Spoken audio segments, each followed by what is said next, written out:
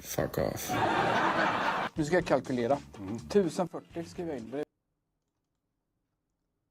Speaking the mind, and you've got to deal with it. You've got to realise you're at probably one of the biggest clubs, well, definitely one of the biggest clubs in the world, and you are going to take a little bit of criticism at times, especially when it's not going as well as it could do.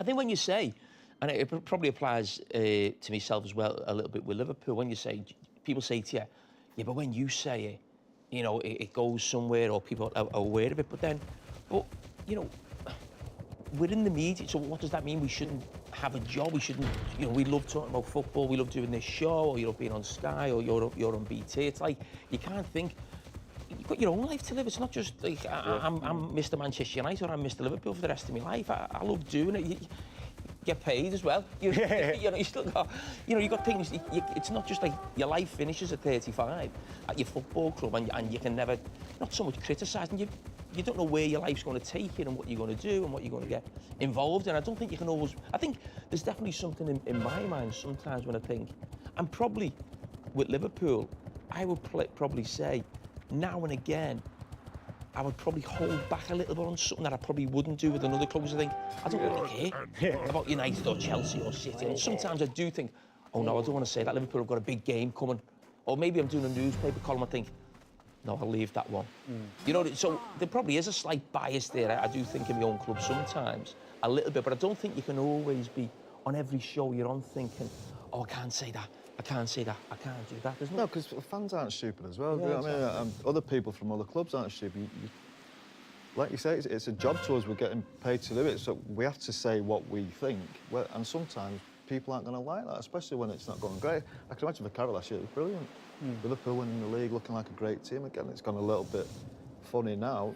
So it's not something, I don't think it's something we really enjoy doing. But it's, as Jamie said, it's our life now. That's what we have to do. Do you think it's a representation of sort of modern day football? So Adam said there, you know, Manchester United players were quite well protected when you were playing, and that could well be true. But footballers generally weren't.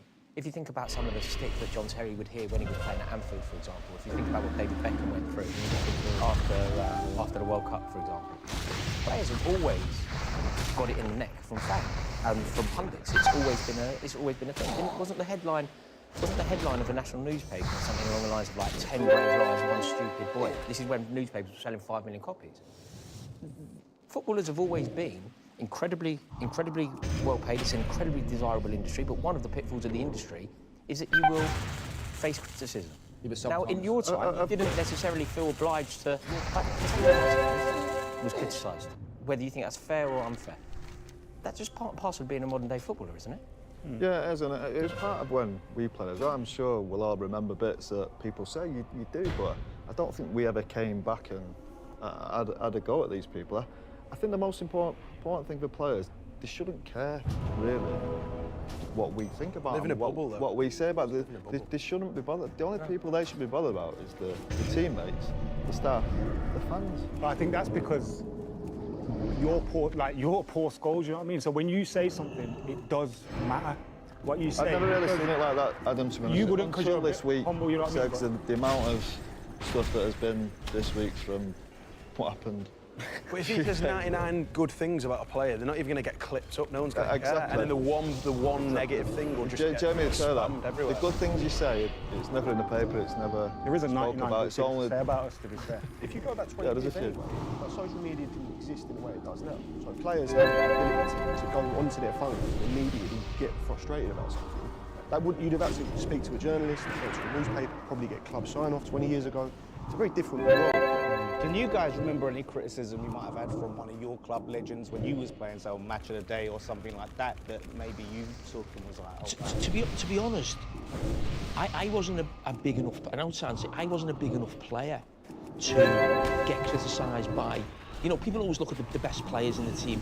Is he going to win us this, or is he playing at the same level? I probably got my criticism less from the press, because they're not bothered about a full-back playing for Liverpool, with the greatest respect to myself.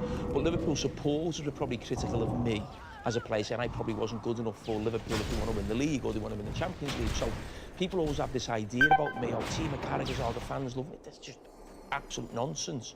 I had to be at my absolute best or at my peak, if you like, from about 26, 27 to 30, 31, under Rafa, where it almost felt like I was accepted by Liverpool fans then to say, OK, you know, win the Champions League, you know, we're doing quite well. And then as soon as that finished, I was too old and it wasn't good enough. You know what I mean? So I had mine more from my own supporters rather than... There wasn't really pundits. I mean, there was Alan Hansen and Andy Gray, and I don't think it was the... Match of the day, wasn't it? Yeah, really basically. I don't know what you found as a player. Did you sort of get that scrutiny, or was it more with England? I wasn't really an England player either, really. No, I don't really remember that much of it. I think we had MUTV at the start as well. Roy Keane just panicking on there. Yeah, Roy Keane, yeah. But no, even before that, some of the older ones, and when it's on your own channel as well, it must be even more difficult. They can't say... Them lads who go on MUTV now can't really say what they think. I do remember Joe Royle once. I remember waking up on a Saturday morning playing Newcastle away. Joe Royle was having a right go at me because he had Kieran Dyer at Ipswich. Kieran Dyer signed for Newcastle, and he said he should have played for England instead of me. So Joe Royle? Joe Royle, yeah, the Oldham manager, Everton. Oh, they said Newcastle? No, sorry, we were playing Newcastle. Oh, sorry. So he had Kieran Dyer at Ipswich for years and saying how good he was. We were playing Newcastle away and Newcastle obviously signed Kieran Dyer. So he was sending some of my England players, and I use that as fuel. I'm not going to go back at Joe Royle and say, what the fuck are you saying? I use it to motivate myself to try and, you know what I mean, get the better of Kieran Dyer. Well, that's it. Right, what a chat. Yeah, we can definitely move on. That's definitely the last word on that.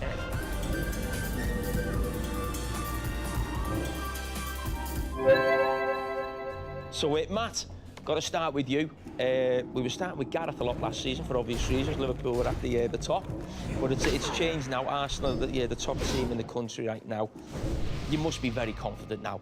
Absolutely buzzing. When you look at the current situation on paper, top of the Premier League, top of the Champions League, won 7 out of 7 in the CL, 1 foot, I'd say, in the final of the Carabao Cup, and a nice, easy home game against Wigan in the FA Cup.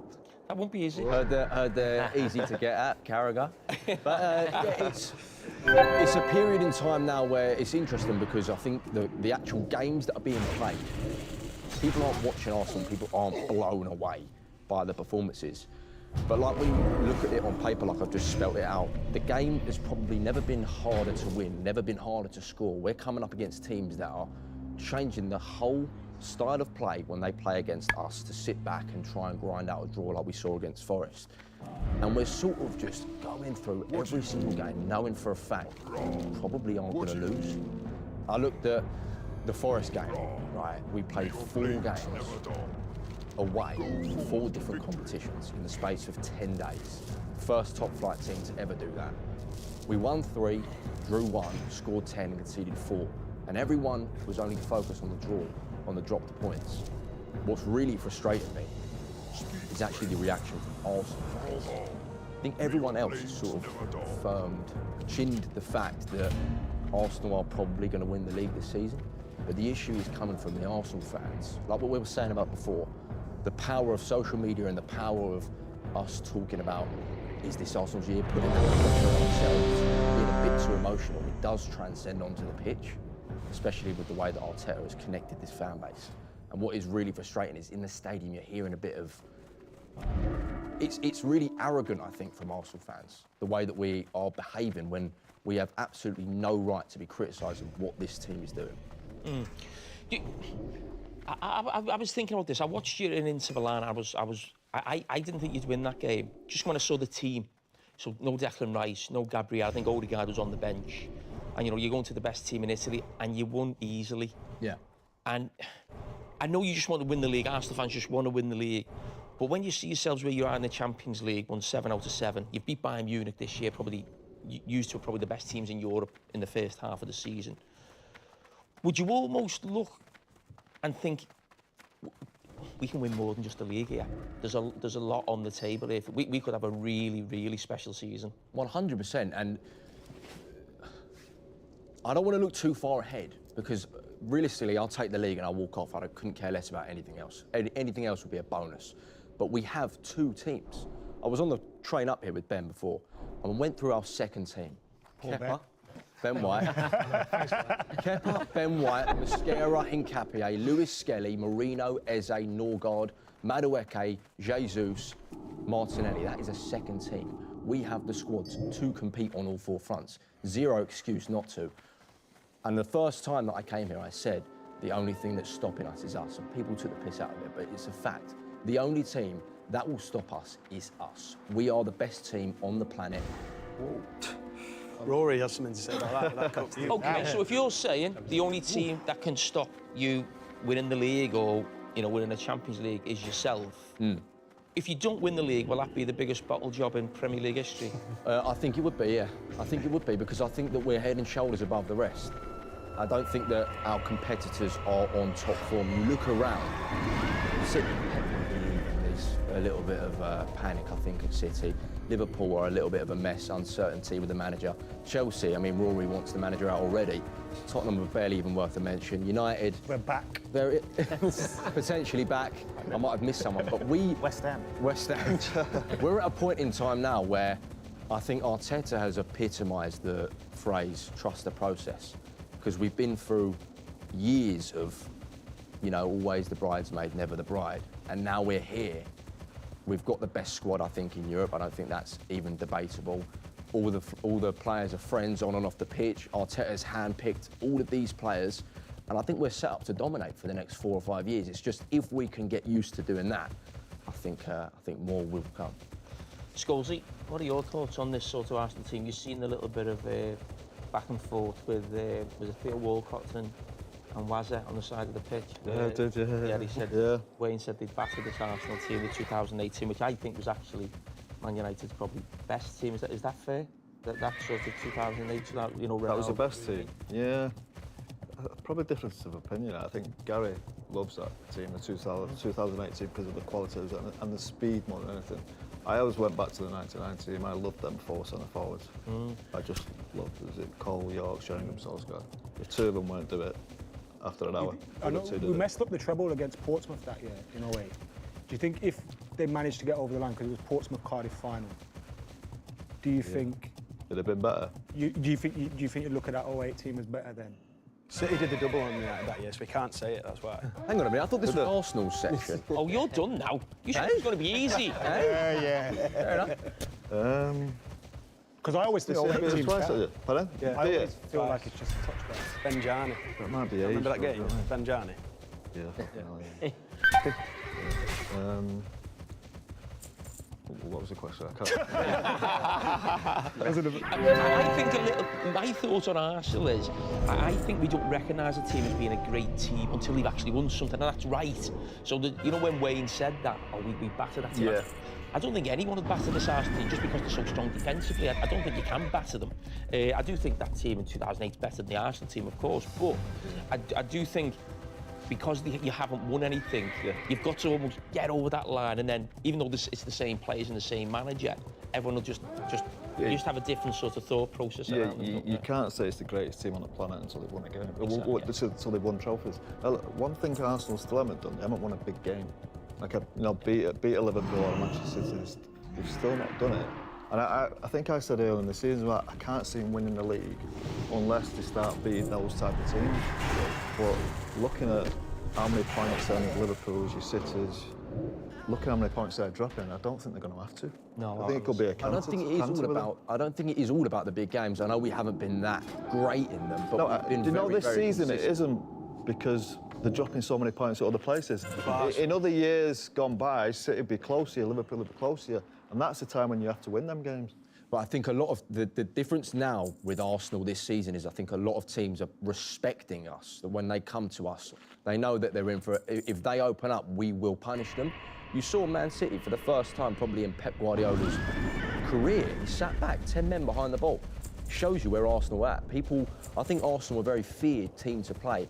And when, like you said about Inter Milan... You are right what you're saying, but you're saying this has been going on for like 50 years. Like, I mean, club, mate. anyone goes to... 10 years, that. Any top team who are the best team in the league or going for the league, the team... I think Stevie Gerrard said something yesterday, and I think he had a point about Slot. Slot keeps going on about low blocks.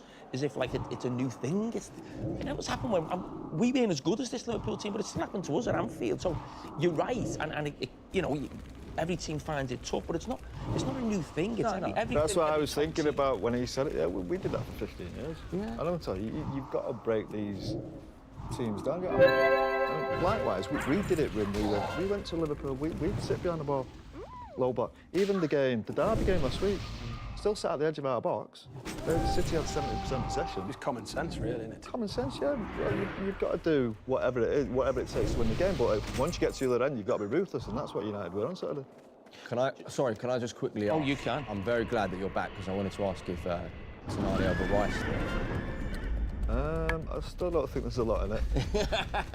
Tonali's tailed off a little bit on it.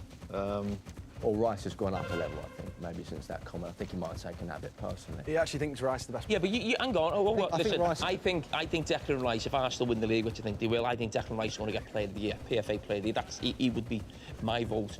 But you said he was going to win Ballon d'Or. I said he could, if things fall into place, if we win the Premier League. What needs to fall into place with Declan Rice to win the Ballon d'Or? I think Arsenal need to win the Premier League, which I think we will, and I think England probably and the needs to win Champions World League Cup. and the World Cup. Why? Why all of them? Well, Haaland scored to win the 52 goals. Enough for Haaland. He won the treble, and Messi still got it in America.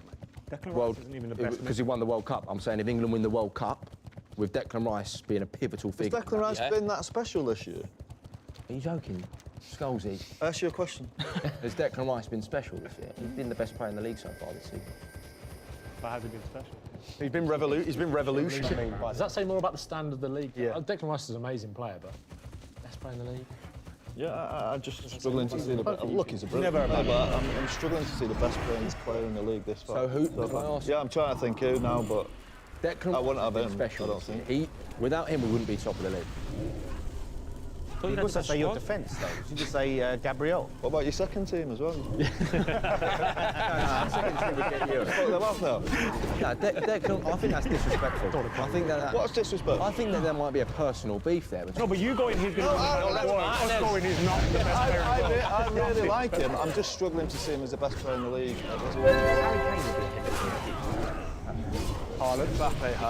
If England were to win a World Cup, I think Bayern would have to win. You can measure Kane's success off of goals, but you can't really measure also, Rice's. it's like cumulatively, Harry Kane has been one of the best players in the world for about a decade. And if England were to win a World Cup, I feel like Kane would go head and shoulders above Declan Rice in the queue for the Ballon d'Or. I think Kane's got to win the Champions League. Rice at the moment. I had a look a few weeks ago. If England win the World Cup, I think it will be Kane, not Rice. Well, Kane has to be a pivotal. He has to score the goals to help England win the World Cup. And he's got to win the Champions League. I think the defenders have probably been a bigger influence than Declan Rice. I think that you're massively discrediting Declan Rice's importance to Arsenal. I like him. I'm just saying I don't think he's the best player in the Premier League this year. Who is? I don't know. I just think your defenders have had a bigger influence. The likes of Timber. Yeah, I think Timber's been unbelievable. I think he's been brilliant. I think I said a few months ago before he got injured, I actually thought, not the best player, but I actually thought Gabriel was the most influential player in the Premier League, what he was doing with set pieces and Arsenal offensive record. But something when we're talking about the Arsenal team, I picked it on Monday Night Football, like halfway through the season, team of the season so far. The interesting thing was, you always get people with different opinions, what social media's like, and that's fair enough. I didn't put an Arsenal player in the front four.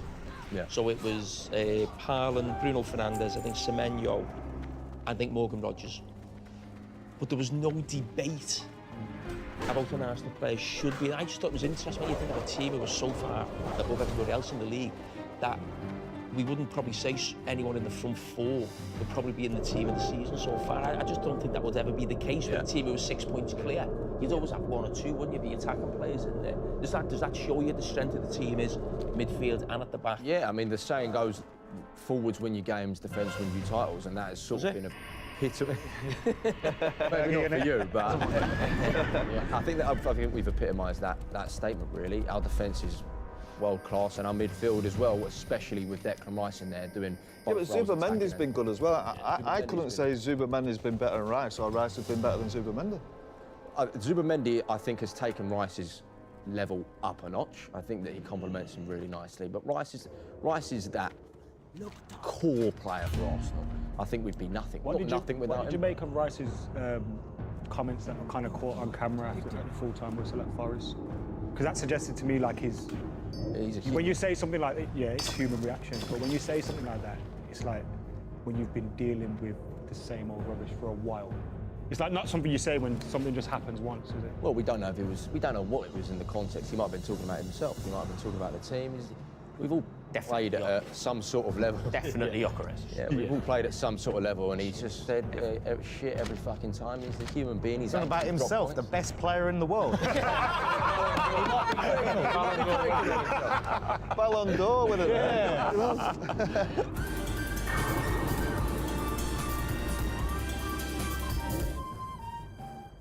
Right, we've had enough for Arsenal. Luke, Man City, only won 2 games in all comps in Jan, is that right? What am I reading? Yeah. One, you'll know more than me. Yeah, 2 in 7, yeah. Is that what it is? 3 draws, 2 losses. Yeah. Well, the 2 Luke, losses. you've said that City's main talking point is that, and I quote, "You are absolutely dreadful." Have you said that on your socials? No, I mean, the last week I'll very much say that. 2 horrific performances. I don't think anyone's shying away from that. The start of the month, like you said, away at Sunderland, we had pretty much a full team out for that. 0-0, I don't think anyone was looking at it going, that's a bad result. Sunderland hadn't lost, obviously, at home all year, I think. Rodri came back in that game, he was looking good. Chelsea game, the big talking point for that, obviously we concede late on, but we lose both centre-backs. They've been so important this season. Gvardiol, Diaz, both out. We concede the goal, obviously with both of them off the pitch. Next game against Brighton, draw. Then I think we put 10 past Exeter.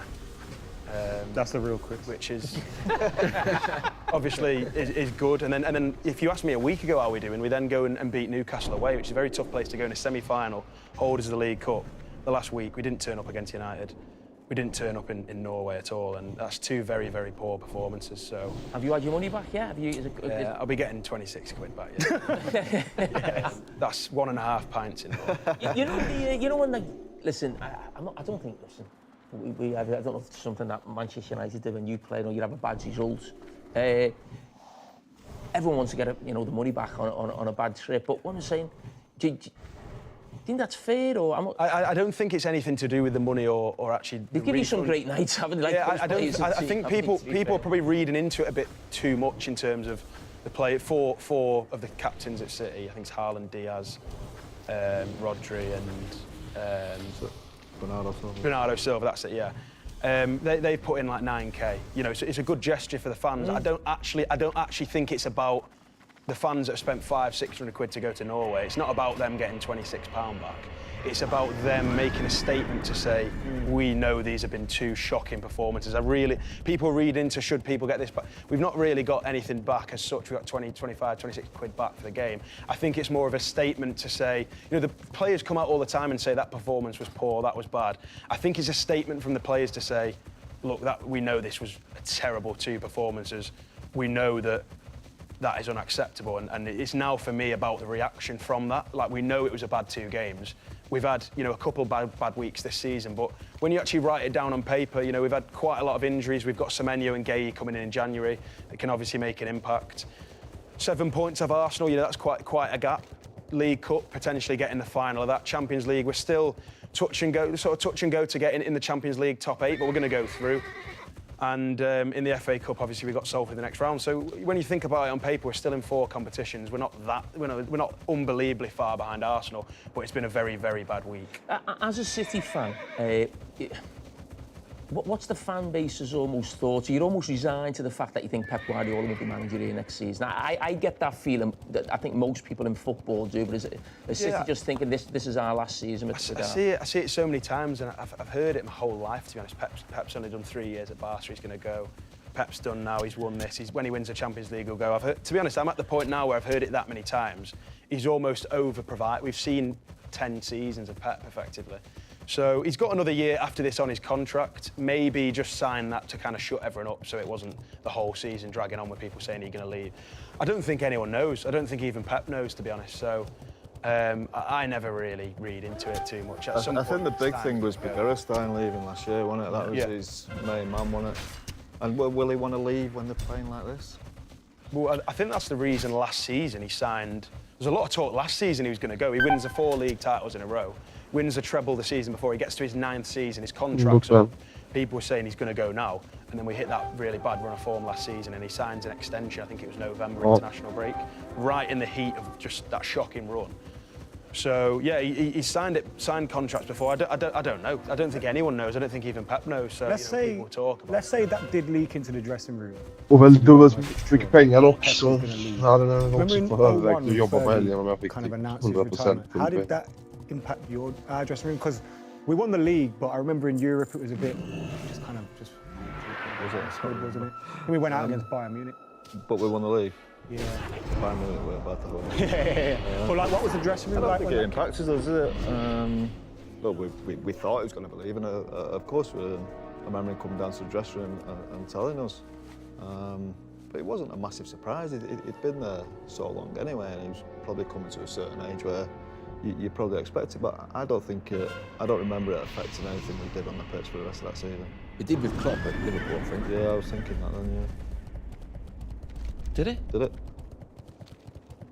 When we go for quadruple last season? I never said to Klopp. Fell a little bit short. Liverpool fell a bit short of the league title. I think Towards the end, wasn't it? I think it was towards the It's end. not to do with Klopp. The team wasn't good. No one expected Liverpool to do like that this I season. think you were favourites at one point, and then he announced that he was leaving. They were favourites for the league in November. Liverpool were didn't favourites for the league in November. You just come on with fucking mad shout. He announced it in January, didn't he? Yeah, it was like Yeah, but what I'm saying is Liverpool weren't favourites for the league that season. Liverpool finished Arsenal and City that season. I think City won the league, but I think Arsenal and City were always seen as the two teams. And Liverpool, that was Liverpool getting back on track, wasn't it, a little bit, when he brought the midfielders You're not in and top all of the that. league when he announced that he was leaving. Well, he would have been there or thereabout, but they weren't favourites. Fair enough. Okay, let's move on. Man United. What were your feelings around, Carrick coming in, the result, the performance? What are your feelings? Look, I think Amorim ultimately got sacked because he went against the board. I think he could have been sacked on a number of occasions for football results, but I don't think it was results which got him sacked. I think it was him going after Wilcox and all that lot. Seeing that end, I'm not that heartbroken. I probably would have given him a little bit more time in his first full season, but I'm not that heartbroken. I didn't really see it improving under Ruben Amorim. It's nice to see Michael Carrick come in. Obviously, he had that initial stint of 3 games earlier on and then has carried on now. I am getting a little bit scared that we all see this clamour to kind of go, just give Michael Carrick the job again, which would be a little bit worried about. But I do think he should still be able to audition and maybe interview for the job. But if someone like Luis Enrique or someone comes available and you can get them, I think Manchester United have to be in the market for that kind of elite manager. But the performance against Manchester City was just so refreshing to see. So many weeks, months, seasons now at Old Trafford. It's kind of felt like, yes, we're behind the manager and we want him to do well, but is it really happening? Like, we're trying to give support, but it's not really there. And I think just seeing the team perform like that and come out with that kind of attitude and the intent, I think, was huge. And it was a return to, I think, I can't remember who said it, but I think they said, I can't explain what Manchester United is, but when you see it on the pitch, you kind of know what it is. I think Gary said it. Gary said that? He said, I know what it looks like. Yeah. And that's what it looks like. And I thought that was spot on. Like, just seeing the way we were performing, I thought it was really good. And it's no stretch. It could have been 6 or 7. We had the ball in the net 5 times.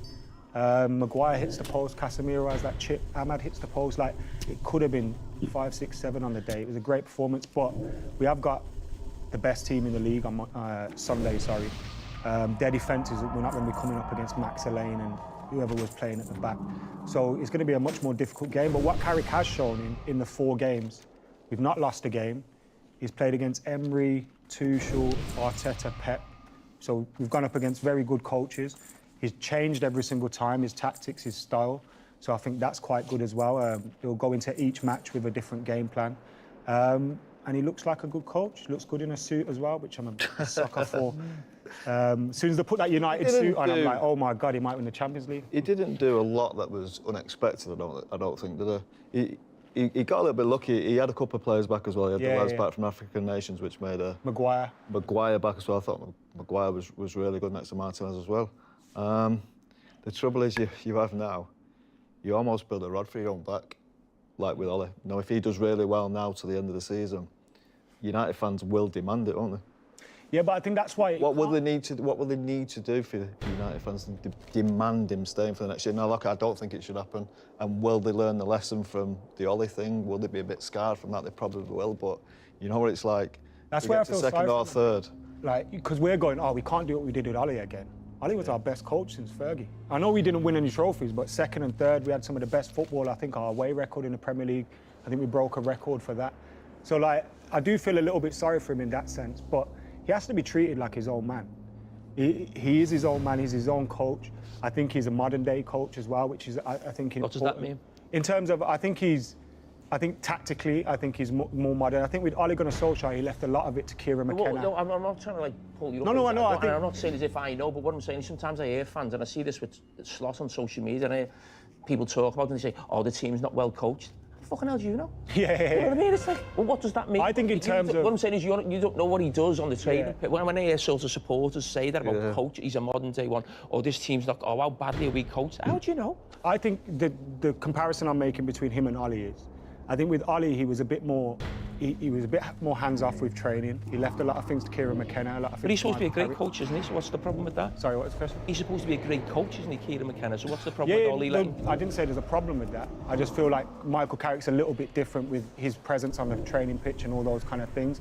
And I think he takes a little bit more of an active, hands-on role in terms of addressing players one-on-one and all those kind of things. Obviously, Jonathan Woodgate and what's the fella from England? The new guru, Steve Holland. Yeah, I think Steve Holland obviously have more experience, but yeah, I like the signs of Michael Carrick, but we have to be a little bit careful. But if he does well, it shouldn't be binary though. Get Champions League, you get the job.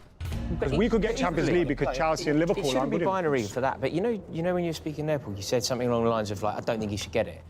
What I don't understand with that mentality is I don't know how you know yet. Yes, like, I don't understand how we can say like whatever happens, Carrick shouldn't be given the job. If he does incredibly well, football should be a meritocracy. Yeah, that's what I'm trying to say. Yeah. At what point do you think the scars are there, aren't they, from the other stuff? If the alternative, so whatever Carrick does, if the alternative is say Luis Enrique, then I think fine, you kind of go with Enrique because of the track record. But if the alternative is Iraola Glasner, then I think Michael Carrick should be.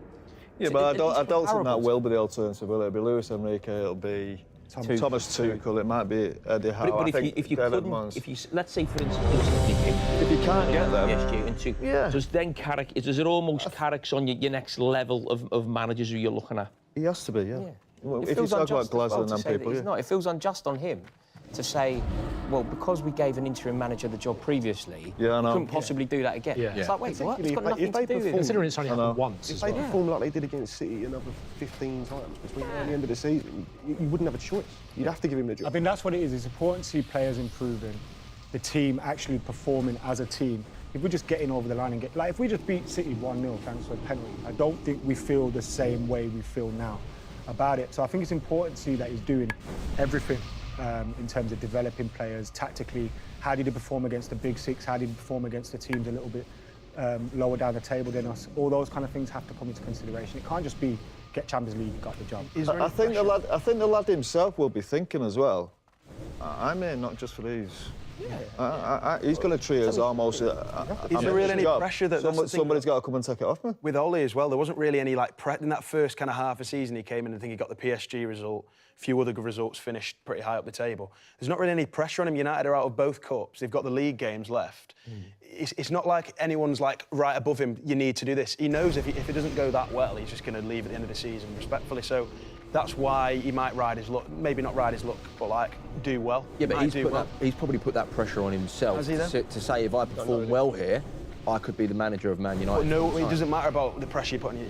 There's no media dynamic. There's no at the club as well. The club know that if he does averagely, he's going to part ways. No, but you also have to think of Michael as well.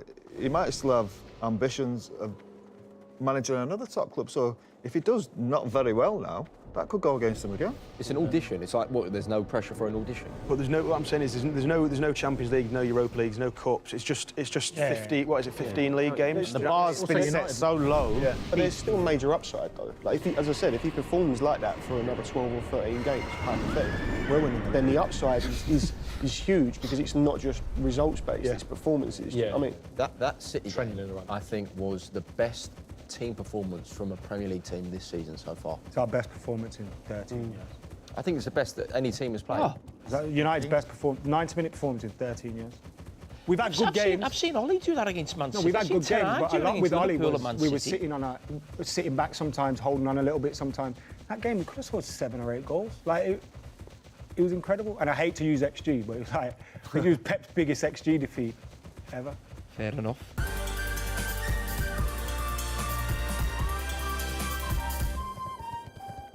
Right, we've got a. I don't know how the cards have worked here, but there's a community question. Is this a part we call Settle Up? Let's go for it. We must be getting sponsored by someone called Settle Up for this little part of it, where our community questions come in. And it's Charlie from Bury. We all know Charlie, don't we, from Bury? Right, Adam and Scholesy as well. Does Bruno Fernandes make it into Man United's all-time Premier League 11? I say yes. My mate Tom says no. What do you think? No. Doesn't make. I don't mind people making an argument for him. Third string Man United team of all time, does he? What are we talking about? Charlie from Bury. And Tom. Yeah, are you comparing him with a number 10, do you think, Eric? Yeah, I think Bruno Fernandes could have survived in a Manchester United team under Sir Alex, but there's no way he's in United's Premier League. OK, what I would play devil's advocate here, and when I get asked about these things about Liverpool players, like someone say like Luis Suarez, right? Probably ability-wise is probably as good as any player to ever play for Liverpool. But if I was picking my all-time Liverpool 11, I'd never put him in because I always feel you've got to win something big. It's not just about, like, he was an amazing player. I think that's probably what's holding Bruno Fernandes back in terms of he hasn't won the League or the European Cup. But if you just looked at his numbers are probably more or greater or certainly on the same level as other great players, and he's playing in a lesser team. Yeah. I'm not saying they'd put him in. He's been remarkable. He's been absolutely phenomenal for Manchester United. He gives his all every single game. I think what goes under the radar with him as well is his ability on the ball. I know sometimes he wastes the ball and he makes frustrating decisions on it, but some of the flicks and tricks, one of the passes he played the other day to Mbumo, like, no back lift, nothing, just first time, just pings it out of his feet. I think Bruno Fernandes is an incredible player, could play for Manchester United in any era. But like you said, when you're at Manchester United, you get judged on the leagues and the Champions League. But say you cleaned out, say your first 11, Manchester United, Premier League, all-time, first 11. Pretend you can't have any of those, right? Any of those, so whatever you think it is, clean all them out. Bruno Fernandes isn't in the next one, is he? Yeah, he's not. It might be. Let's say you say the first string is Beckham, Keane, Scholes, yeah. The second, you could easily get a Carrick Bruno. I know you got Paul Ince, who's massive. Yeah. That's Ryan Roberts. Yeah, but you're classing him as a centre midfield player or number 10. In a 3, he's a better central midfielder. He's a better number 10. When he's been playing central midfield in a 2 for the last... Well, think of the 10s you compare him to. There's Cantona, Dwight York, was a little bit like Terry Sheringham. Yeah. I don't see how he's a midfielder. If you go for like the archetypal midfielders, no, I feel like there's definitely 4 better. And then if you want to do the number 10, the Sheringham role, I feel like he doesn't get in there either. He's ahead of Teddy. Not a better player than Sheringham. He's not. Teddy was different. I think Fernandes gets underrated a little bit because of his temperament and like his personality. I think a lot of teams would kill to have a player like that. Scholes would be active like that. Right? Because they not really win a lot. Yeah, that does make a difference. If you look at the numbers, he's like top of chances created every single his numbers will be unbelievable. Yeah. But is he standing out more because the team around him isn't as great? But he's still doing it. He's still doing it. If you put him in a better team, he might. Also, I think numbers are inflated in this era as well. I think Wayne Rooney would get bigger numbers in this era. I think you know, using the numbers thing, it's like... Yeah. But Fernandes backs it up with the eye test as well. Yeah, when you watch him, it's like, you can see his quality, and I think, you know, any team would pluck him out of that and go, yeah, we'd have it. 100%. Great. He's a stand-up player for them. I think he could play for anyone. Yeah, Rory, you've had a lot to say already, and we haven't even got to Chelsea. So welcome back, mate. And since you were last with us, Maresca's had his P45. You called that very early on, didn't you? Yeah. And you've also had some very strong comments about Rosinia, like he is Brent and the most undeserving managerial appointment in the Premier League history. It's not incorrect, is it? It might be harsh, but it's not incorrect. It is the most undeserving appointment that has ever been awarded to any manager in Premier League history. Nobody less deserving has ever come close to a job besides Chelsea. So it's a baffling appointment. It's not personal. I don't know him. I wish him well. I hope it goes well, and I hope that this is completely wrong, what I'm about to say. But I think it's an appalling appointment. And I think it's actually an admission that Chelsea never want to compete for major silverware ever again. The point of Chelsea is quite clearly not to win leagues, not to win Premier Leagues, not to win FA Cups. The point now is to appoint a manager that is effectively a stooge for the ownership. He is a company man who will toe the party line. The only reason he's in the job is because he's a yes man.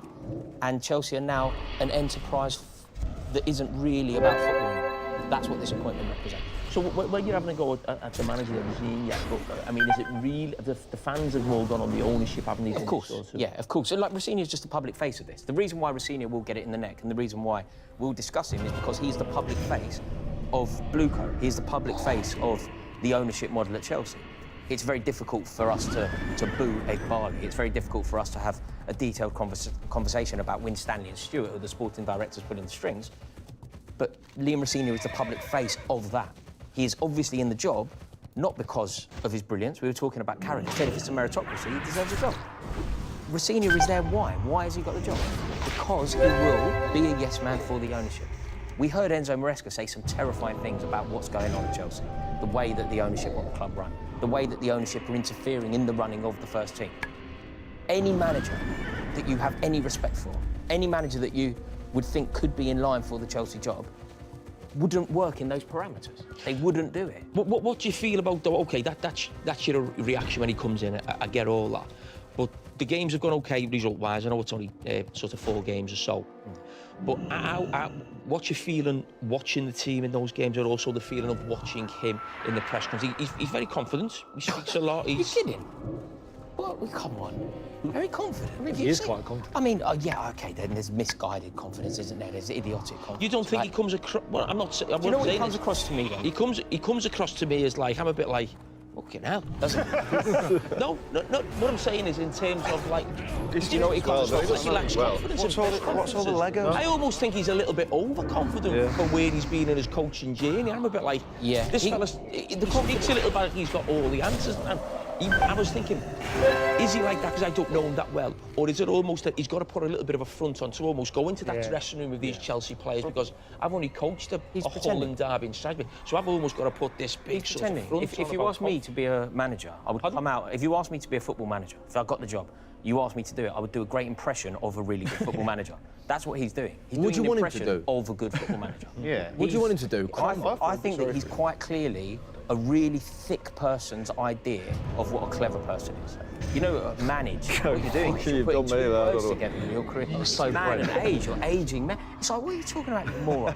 Like, you are clearly a really, like a dunce. You know the dunce, the local dunce in the pub? You are that person's definition. This is probably going to have to get edited, isn't it? No. This is gold, man. You are that person's definition of a clever person. That's what it is. It's sad though, don't you think? Because for years and years and years, we moan about young English managers not being given a chance. Didn't we? We did, because all these foreigners we've probably never heard of that come in and do all right. And look, Paul, I love the idea of English managers being given an opportunity. So I don't think that the England manager should be German, and I've got a lot of stick for saying that. Yeah. I think if our own FA aren't going to back young English managers, who are? The England manager should be English. I agree. Nonsense. But I like Tuchel, by the way, but it's England manager. I support the trail of thought. Yeah. But like, I think Carrick makes sense. I think that there are lots of English managers who do deserve an opportunity. But he's definitely been overly promoted. You can't go on when you actually think of Chelsea as a football club and the managers they've had. He's almost missed the step that he should have got to before he went to Chelsea. Mourinho was talking. You've seen a Mourinho quote, and he was talking about Allegri going to AC Milan. He's like, that makes sense to me. What's happening now just doesn't make sense to me. It's clearly about just to play devil's advocate, though, right? Because I agree with you, you know I do. But are the owners of Chelsea, are they just bringing in a guy that maybe they have a relationship with, they've seen up close, they know that might be a good up-and-coming coach, and it's already someone they've got, they don't have to make an outside hire. They're giving him a promotion within. Is that... Yeah, that's all happened. It's all happened exactly as you said it, but it hasn't happened for his football. Could it be based off merit? Look, I can't pretend to you that I know much about what's going on at Lens at the moment, right?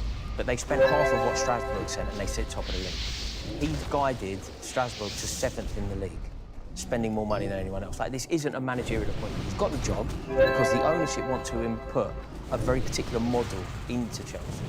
And that's he about must have flipping impressed them in players. some way. He must have impressed them in some way, though, mustn't he? No, I genuinely don't think so. I think it's a yes man. Enzo Maresca was plucked off the bench at Leicester in the Championship, and he was brought in as a yes man, and even he couldn't work in the parameters that were set by this ownership. So they've had to go for someone even less deserving of the job, because if you give it to someone like that, they will just be so grateful to be earning the money, to be in that position, that they will toe the party line. Why do you think they only want Can't turn it down, can it? Because we've heard that there was a briefing, wasn't there, in the same week when we played Arsenal and Brentford, that we were prioritising the game against Brentford. That's clearly that you know nothing about football, you know nothing about Chelsea. If you see a semi-final against Arsenal with Wembley at stake as less of a priority than the league game against Brentford, you're clearly not in it for the right reasons. You earn more money where you finish in the league than you do winning the... I said about the appointment, not so much Carrick, because I think we probably feel that's an interim appointment, but I mentioned Carrick with the Gina in the newspaper column last week, and what I hope it's not and the game doesn't become is where sporting directors become almost the most important people or think they are in a football club, and they think it's just about not even a manager, because this title's coming out like head coach. It's going that way. And what we lose is these big figures of managers, these big beats who will take on an ownership, who will, like a Jose, you know he's going to cause trouble, but in some ways he's where Ferguson standing up to the media or getting involved in things, and we just have these yes men and I'm a bit like, I don't want that in the game. I don't want that where we lose these big figures of managers, where we're all watching on a Friday thinking, what's he going to say? But Jamie, you're never going to have what's he going to say after the game? You're never going to have a situation where you will be able to have the kind of manager that you're referring to, the manager that builds a club in his image. Yes. You're never ever going to have that when you have an ownership that don't want the best for the club. Like Chelsea, it's absolutely ridiculous what's going on, the destruction of the fan culture of Chelsea. Like genuinely absolutely ridiculous. The pricing out of fans, making it so difficult for people to get tickets, making sure that certain fans can't go. It's atrocious what's happening, and nobody's really talking about it. But like a co-owner of Chelsea owns a company called Vivid Seats. You can't get tickets now as a member or season ticket. They make it really difficult. But you can get tickets via this third-party organisation that is owned by our ownership. It's bonkers. And do you know, there's the thing that really hit the nail on the head. There's a co-owner of Blueco, a guy called Jose Feliciano, and he is therefore a co-owner of Chelsea. There is a quote that he says, like, you know when you hear me sort of ranting about it and you go, oh, this bloke don't know what he's on about. That's fair enough. Just look up the quote. And he basically says that what we can build is an image and a profitable business, irrespective of the goings-on the pitch. It's literally what the geezer says. So it's all very well to go, right, we want this Rory Burke, fine. The co-owner of Chelsea are telling you that it isn't about Chelsea football. It isn't about the team. We're not even called that anymore, according to them. We're called CFC LDN. and I'm not even joking, like, that's happening, right? But that's happening. They're trying to draw us away. Like, there's something really damaging going on.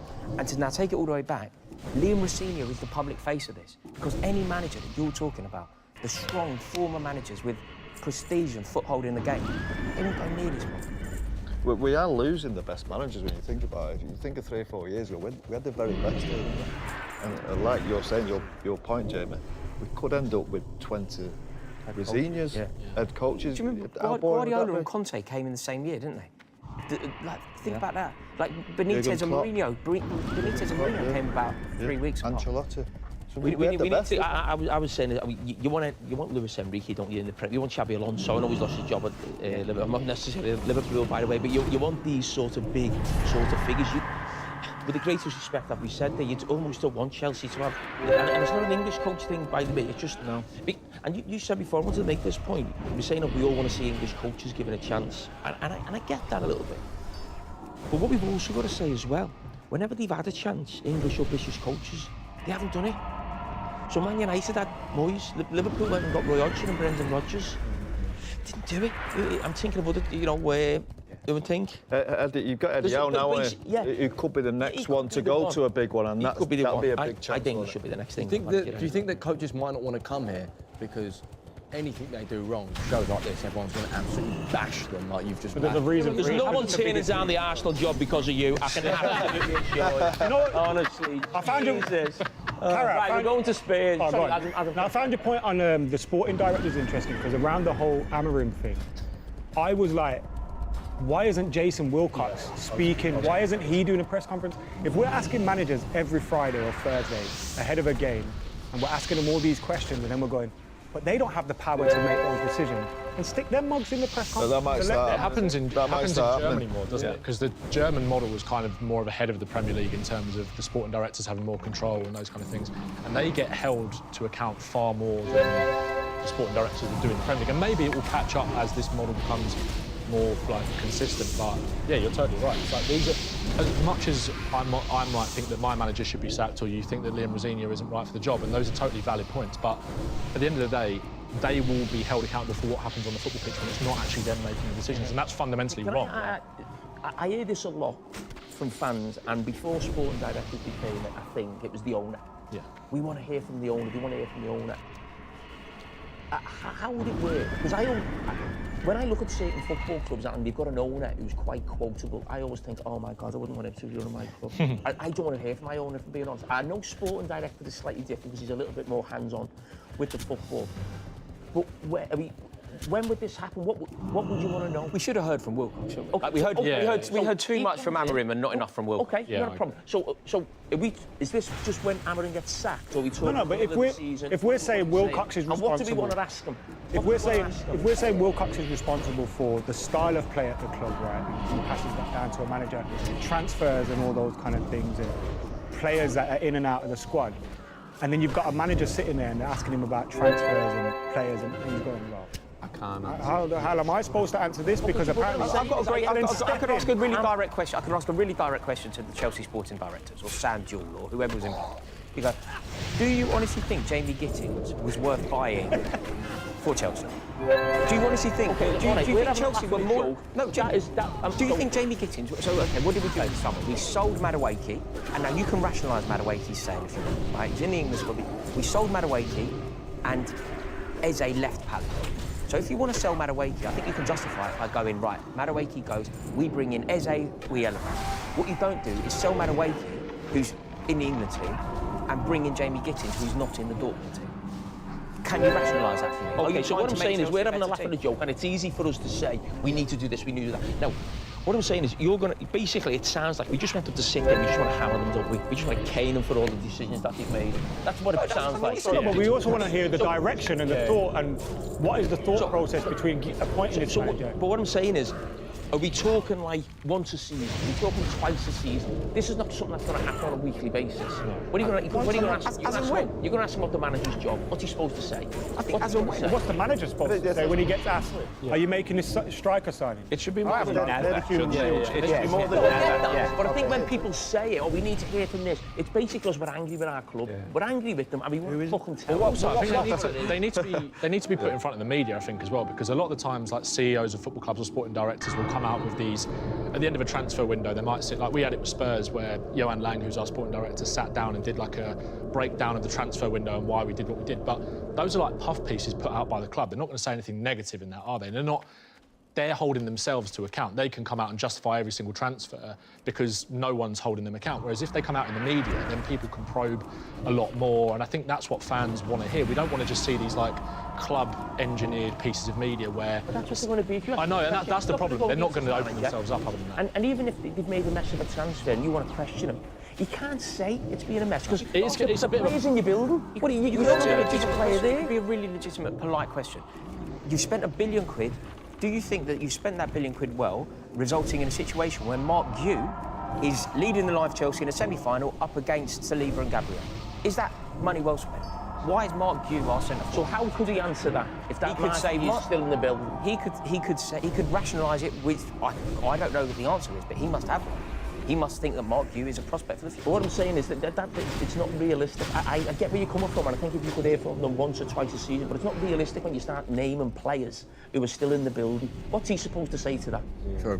Yeah, but whenever results go wrong, whenever results go wrong, it's the manager's fault. But when results are going right, you hear from them all the time, and when they make a signing, it's like a great signing. They say what they've got to say, don't they? It's like Jim Ratcliffe. What was it a few months ago?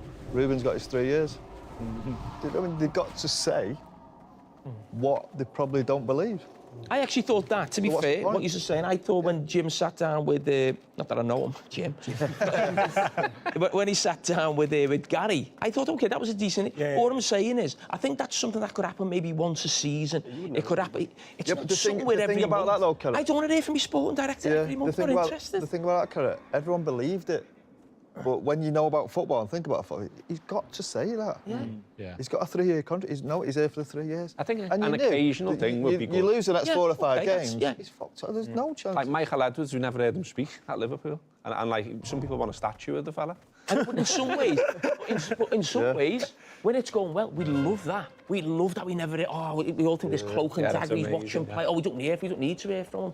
But as soon as it goes on, we want to hear him. We don't want to hear from him, we just want to slaughter him. That's what we want to do. We want to tell him what we think about him.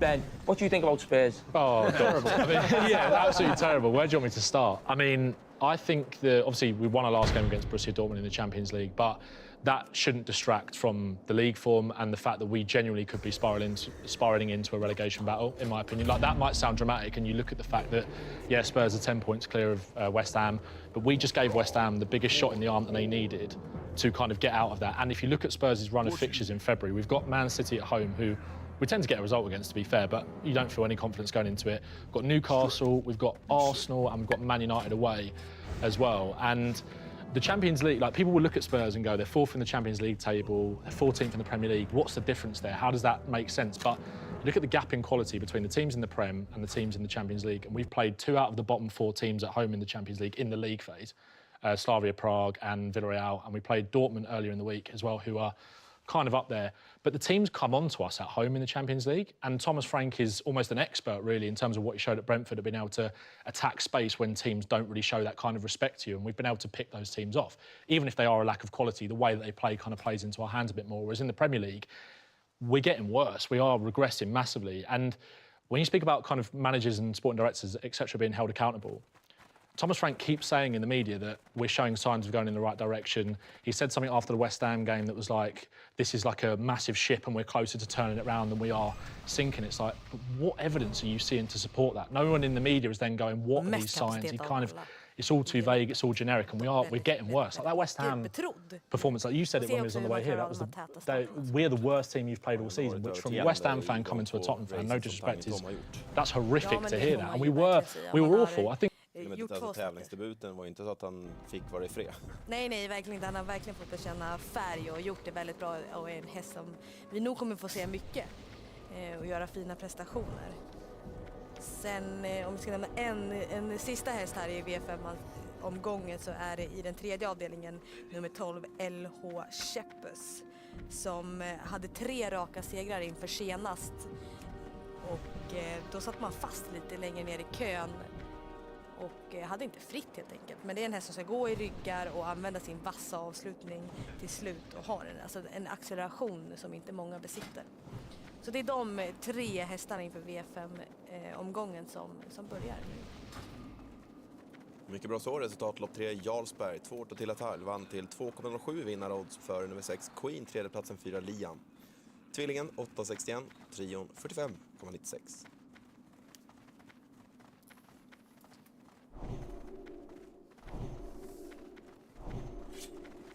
Då är det dags för V5-inledningen. Här är favorit nummer 4 Kvick.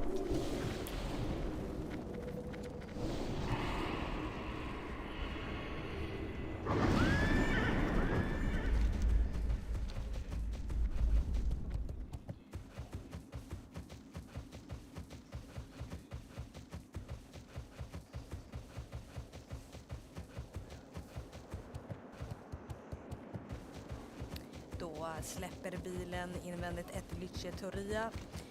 Mitt i banan 4 Kvick 4 som landar utvändigt ett Lycce Toria. Andra häst i andra spår 7 Inget Tulla.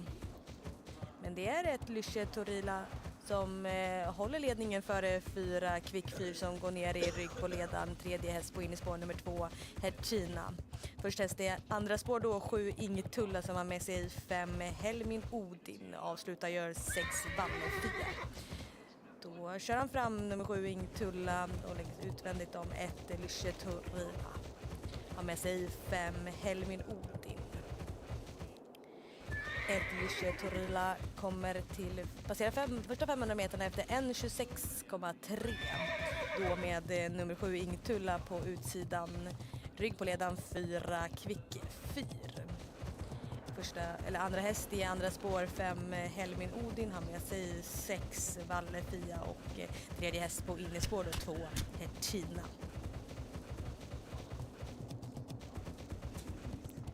Men det är 1 Lysche Torila i ledningen fortsatt på dennes utsida 7 Ingetulla. Avslutar fältet längre ner gör också nummer 3 Knutli Lodda. Men första 1000 meter för 1 Lysche Torila på 1.28,9.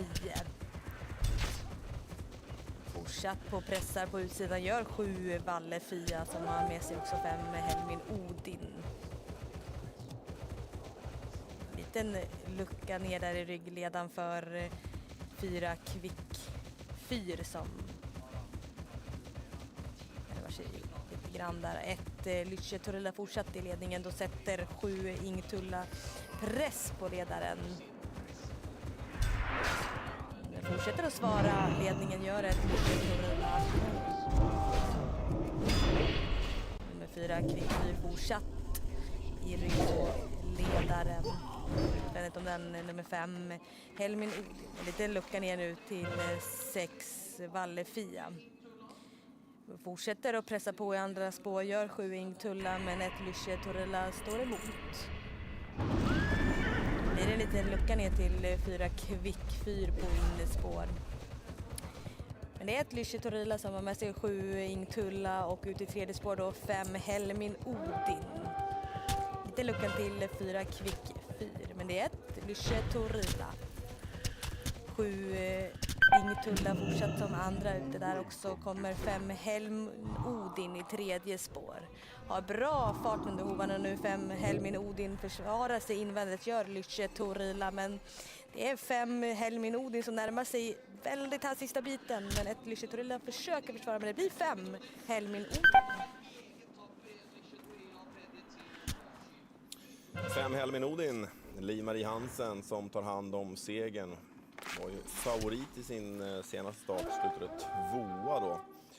Men avslutade jättefint idag. Ja men verkligen, och det har varit den här som varit lite mer stark än speedig, så det var nog passande att de drog på ett ganska högt tempo. Lite trötta ben kunde han gå på där i tredje spår i sista sväng och avgöra ganska bekvämt ändå till slut. Men ett bra lopp av 1 Lysche Torila också, tycker jag.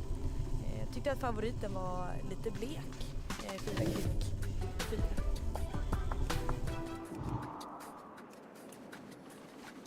Då vänder vi oss från en spelform till en annan. Så V4 tar sin början när det kommer Färjestad.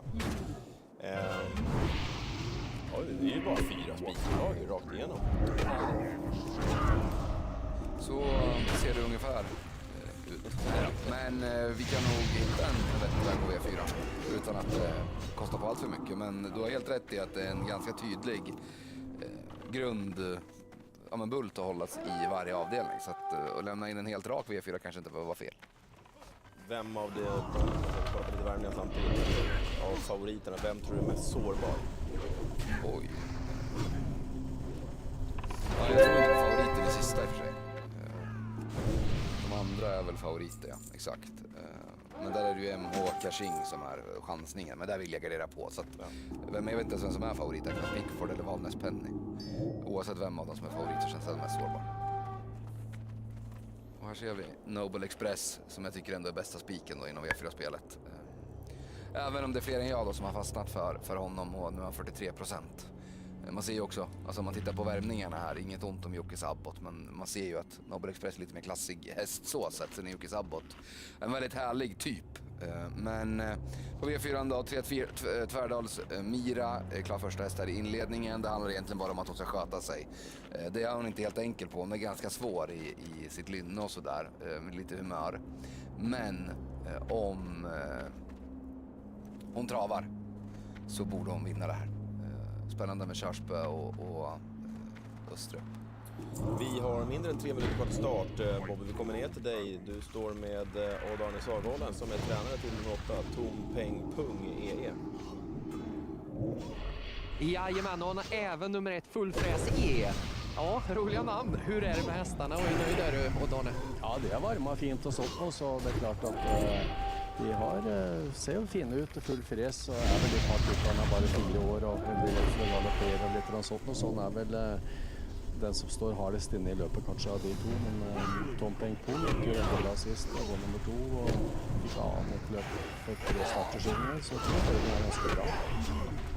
Du, det har ju varit med kusken Petter Karlsson båda gånger också. Vad säger du om kemin där? Ja, det har gått väldigt fint så det har gått väldigt bra så det passar fint tillsammans.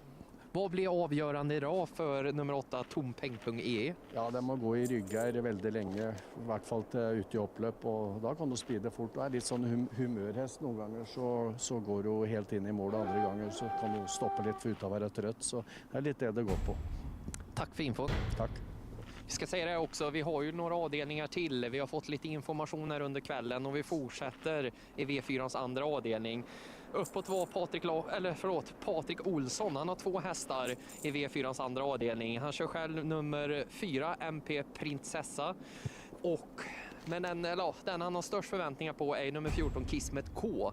Han tycker att hästen har tränat fint inför, gått jämnt och bra en längre tid. Passande läge, hoppas på att de träffar plankan där och får en bra utgångspunkt i början av loppet. De har ju springspår från 20 meters tillägg med kusken Beata Persson. Det är den de har högst förväntningar på. Sen är det ju material nummer 10 där. Och det var inga farligheter om det skulle bli en omstart i det här loppet. Att hästen skulle stissa upp sig för mycket. Det trodde han inte var någon galopprisk i alla fall.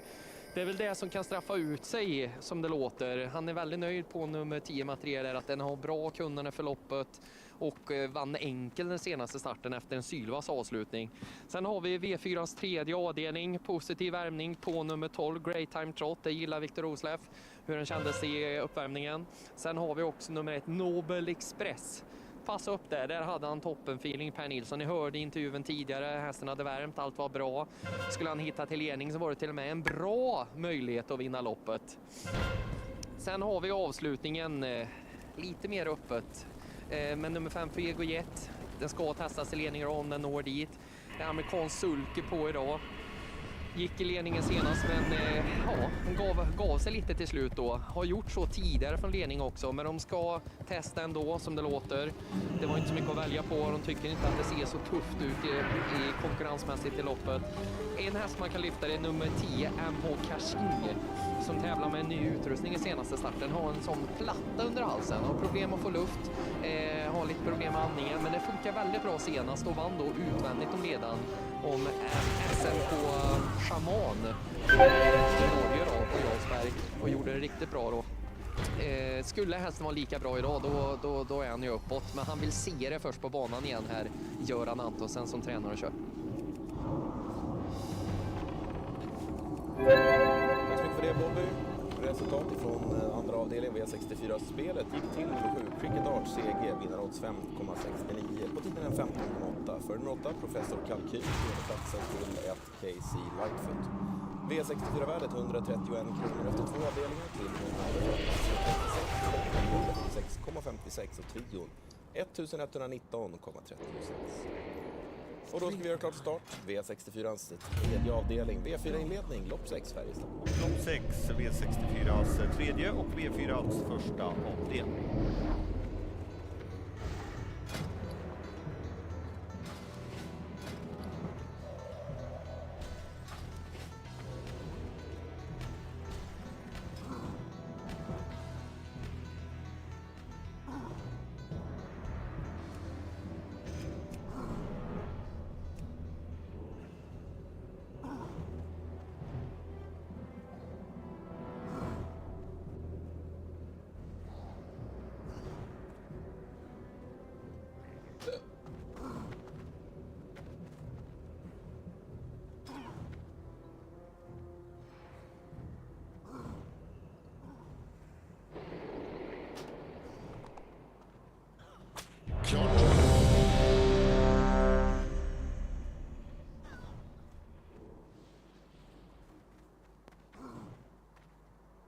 1.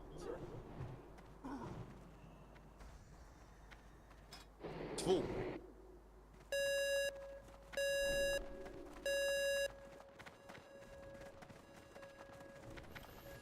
Ja, men de får börja om från början helt enkelt. Ja, det såg man där. Det kändes som att det blev lite stök där för 4-5 och springspåren. Och det var det som var riktigt skälet. Men Jorma kom ju lite på sniskan där och så kommer ju 4 ut framför Jorma. Hovläsen där och så blir det lite tajt på springspåren. Jag vet inte om det var det de blåste för. Jag reagerade på det i alla fall när jag såg det. Jag reagerade på att det 3-0 Semira såg ut att vara väldigt ledning. Såg väldigt balanserad ut. Bobby, vi kan ta en sväng ner för dig. Jajamän, jag är ägaren till nummer 5 Kalida här. Vad heter du för något? Jarl Jörgensen heter jag. Hur är din puls just nu? Allt för hög. Vad är du rädd för? Starten. Det såg bra ut nu, peppa peppa ta i trä, när Jorma kom till att vända upp med nummer 5 Kalida. Ja, jag syns det ser grejt ut. Han klarar det, han. Hoppas det. Du, kan du berätta lite om moderstammen här, Million Olga? Vad har den här hästen lämnat fest? Hon har levererat en som heter Kalmira och Kalani som är äldre än denna min då. Och den Kalmira, den blev nummer 2 i kriteriet, hvis jag inte så väl, 2 jo. Och Kalani, den har också varit görgod. Så de har varit fina, levererat många fina. 5 år har Kalida hunnit bredvid nu. Vad har tagit lite tid med den här hästen? När hon var 3 år så körde jag åt Jens Christian för då var hon klar. Så fick hon kolik. Så jag måste operera henne då på våren. Så då gick hela 3-årssäsongen. Så har hon stått upp hos Heidi Moon då i ett års tid och så körde jag till Jens Christian för 14 år, 3 veckor sedan. Hur mycket har den hästen lovat då? Vad säger Jans Christian Brenne? Hur tränar den? Han syns så virker fin. Han är väldigt förnöjd. Så det blir väldigt spännande nu. Blev nummer 2 sist på Jarlsberg. Det gick väldigt gott. Så detta blir spännande. Ljus framtid låter. Hopper. Det går att hoppa. Tack ska du ha. Tack och tack.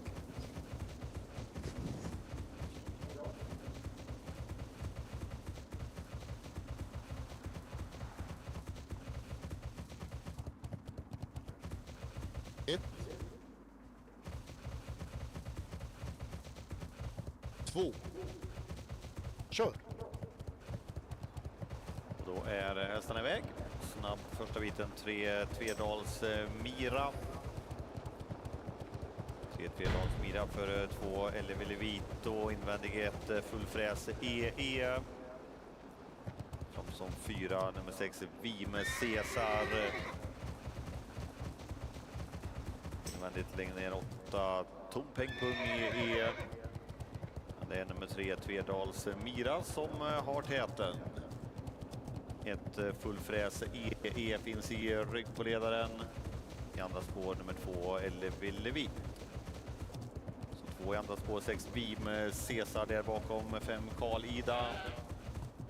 Upp till halvvarvet 500 meter 33,9. Längre ner som 5 på innerspår 7 Sjöli Albert. Och i sin rygg 10 Pirri Boy avslutar i andra spår. Det gör 9 Lille Prins. 3 Tvedals Mira får bestämma där framme. Vi har ett fullfräs EE i rygg på ledaren. Först i andra spår 4 Hovläsen. Som 3 på innen 8 Tompeng Pung EE. Fjärde inner 2 Ellevill Bito. Kommer upp till varvning på tiden 31,3. Då är det 5 Karlida som var ute i tredje spår ett tag. Finns nu i andra utvändigt via tredje istället 9 Lillprinsen. På slutrundan 2 Elvill Vito. Finns som 4 på innern, 50 inner 7 Sjöli Albert och utan gör 10 Pirri. Men där framme är det 3 Tvedals Mira som leder. 4 Håbläsen finns snett på utsidan i ryggledaren, ett fullfräs EE. Vidare i tredje spår 9 Lillprinsen. Mellan nästa som 2 i andra spår 5 Karl Ida. Invändigt som 3 8 Tompeng Pung EE. Då blir galopp för 9 Lillprinsen i spåren. Samtidigt som storfavoriten 3 Tverdals Mira drar undan här med halvvarvet kvar till mål. Har fått ett par längder ner till ett fullfräs EE. Som 2 med bra fart, 5 Karl Ida. Det är en bit fram till ledande 3 Tverdals Mira som har 300 meter kvar till mål. Det är 5 Karl Ida som har tagit upp jakten. 3 finns ett fullfräs EE. In på upploppet 3 Tverdals Mira leder, 5 Karl Ida försöker att gå i närkamp. 3 Tverdals Mira, det kommer 5 Karl Ida. 5 Karl Ida går fram och kopplar grepp här sista biten tillsammans med Jorma Kontio. Karl Ida. Där satt den! Jarl! Är du med oss eller? Ja, du springer där. Ja, vad säger du om det där? Galopp i starten och ändå plocka ner. Helt utrolig. Hun er så flink. Når jeg måtte operere og få kolik, så tenkte jeg har jo ikke råd til at det koster 100 000. Men nå ser det ut til å ha vært igjen for det. Vilken fart den har i benen. Veldig. Han Jens Christian, han er kjempefornøyd. Så moro. Han med 3 kompiser, de står nok der oppe og skriker. Ja, dette var topp. Det är kul att ha häst det. Ja, väldigt. Oj. Ja, detta blir bra. Kommer ni tillbaka och visar upp Kalida igen någon mer gång? Säkert. Jag hoppas det. Det ser vi fram emot. Väldigt. Grattis. Tusen tack. Hej. Jägaren Jare Jörgensen. Ja, såklart man är glad efter segern. Kalida. Alltså hon la ju massa mark från början där. Jag tänkte nu är det över, nu vinner ju favoriten. Men favoriten, ja, lite sådär över upploppet att tvekas lite känns det som. Östra idag. Det var ju som ett lås ur volten. Tverdals Mira stack till spets på 2 steg. Samtidigt som vi ser här då, man får galopp med Kalida. Tappar ju rätt mycket mark på det. Det var inte så lång galopp, men alltså, jag menar, i det här läget var det fram. Över 20 meter fram till ledaren i alla fall. Så går ju fruktansvärt snabbt till 2000 meter efter det där. Vinner på 29,3 vilket var nytt rekord för Kalida som det var redan. Och ja, måste ju gå en riktigt bra tid sista 2000 då efter den där inledande galoppen. Och visar ju fin inställning här sista biten och plockar ner ledaren tämligen enkelt. Ledaren var väl lite av en besvikelse då, måste jag säga. I styret eller i all ensamhet? Ja, exakt. Men det kan vara lite mentalt sådär. Jag tycker ändå att hästen gjorde det bra, men kanske att hon hellre ska gå i ryggar. Att hon är den typen av kallblod. Det finns ju en uppsjö av dem som har mycket fart, men kanske inte alltid det mentala med sig. Och resultatet V5 i ledning Jarlsberg. Det blev 5 Hellvin Odin som vann till 7,31 för nummer 1 Lycke Torila. Tredje platsen till nummer 7 Ingtulla. V5 inleder på 82 kronor, tvillingen 23,80, trion 190,59. Och det är dags för lopp 5 Jarlsberg, V5-ans andra avdelning. Det är kort tid, kort start, så att någon spelvinkel är kanske svårt att hinna med nu, Ebba, men... Ja, jag pratade lite om 3 Bully Pepper här innan och det är spännande att se nu vad man gör från det här läget. Nu är vi bakom startbilen. Lopp 5, V5-ans andra.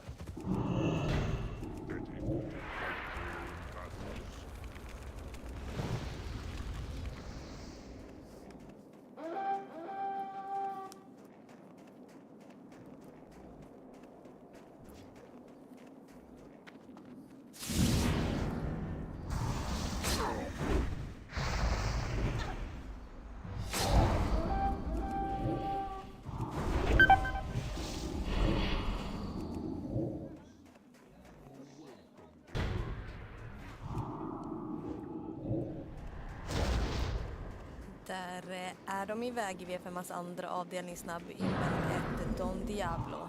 Ännu snabbare 6 Sweet Bubble som landar i ledningen för ett Don Diablo. Tredje häst där, första försök i andra spår 3 Bully Pepper. Andra häst i andra spår 4 Belt och Memphis.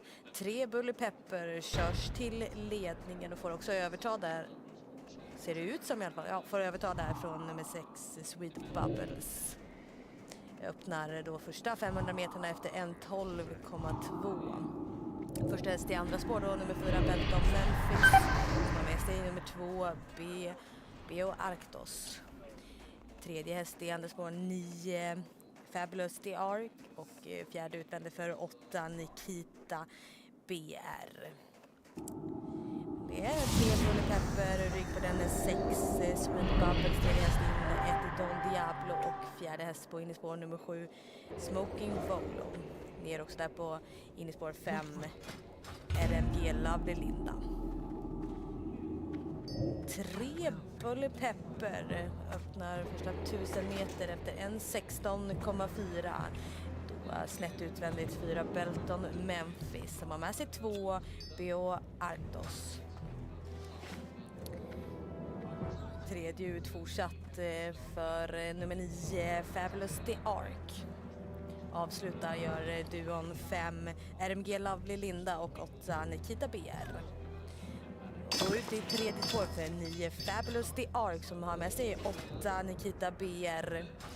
Lite bra för 9 Fabulous the Ark ute i tredje spår. Där ledningen fram däremellan också 4 Belton Memphis som sätter press på 3 Bully Pepper. Fortsatt ute i tredje spår då 9 Fabulous the Ark. Som tröttnar lite nu. Samtidigt som 3 Bully Pepper och 4 Belton Memphis ökar tempo. Har med sig 6 Sweet Bubbles och 2 B.O. Arktos. Då i tredje spår längre ner 8 Nikita BR. Men det är 3 Bully Pepper och 4 Belton Memphis in på upploppet. Med där också 6 Sweet Bubbles. Men 3 Bully Pepper får ge sig mot nummer 4 Belton Memphis. Längre ut kommer 6 Sweet Bubbles med en bra spurt. Men det är nummer 4 Belton Memphis före 6 Sweet Bubbles och 3 Bully Pepper. 4 Belton Memphis, Martine Sörvik som tar hand om segern. Det är hans andra avdelning. Ja, spelarna var rätt på det med 4 Belton Memphis som gör ett bra lopp utvändigt om ledaren och avgör relativt enkelt också till slut och en segergest fick vi se. En bra spurt där av 6 Sweet Bubbles och 3 Bully Pepper trodde jag skulle hålla lite bättre när man fick komma till ledning. Gör det ändå okej till en tredje pris såklart, men kunde inte rå på 4 Belton Memphis idag. Mycket bra så. Vi lämnar V5ans andra avdelning. Vi har en stund kvar till den fjärde avdelningen när det kommer till V64-spelet från Färjestad. Vi har nämnt det förut, vi kommer nämna det igen. Det är 2 dagar kvar som sagt till den stora dagen nere på Vincennes där vi bland annat har Prix d'Amérique som alltså dyker upp i V4ans första avdelning. Du har fått nämna lite grann om det, Robin. Själva startfältet i sig, är det vad du har önskat trots de här bortfallen? Det är ju otroligt tråkigt med alla bortfall som har varit kvar. Ja, men så är det ju. Men annars tycker jag att det ser jättekul ut och framförallt ur svenskt hänseende så får jag vara tacksamma då att även att de kanske några av de hetaste franska koppen inte är med. Det ökar ju våra segerchanser och det var kul och det här med ett Prix d'Amérique för första gången sedan 2018 var det. Du ska vara här i studion på söndag, du är inte ensam för vi ska även ha med oss Daniel Karlsson i folkmun Jesus. Välkommen till programmet Jesus. Hur är läget den här fredagskvällen? Det är bara bra. Jag har pluggat Vincennes hela dagen så att det är allt bra med mig. Jag gissar att du inte bara har pluggat den här dagen. Jag gissar att det har legat ett par veckor, kanske månader med förberedelse för du brinner väldigt mycket för fransk trav. Ja, men det stämmer. Det har ju bara blivit mer och mer för varje år som har gått egentligen och nu de sista 3-4 år så har jag ju följt väldigt mycket, framförallt vid sen då. Så att det är mycket förberedelser har det varit, absolut.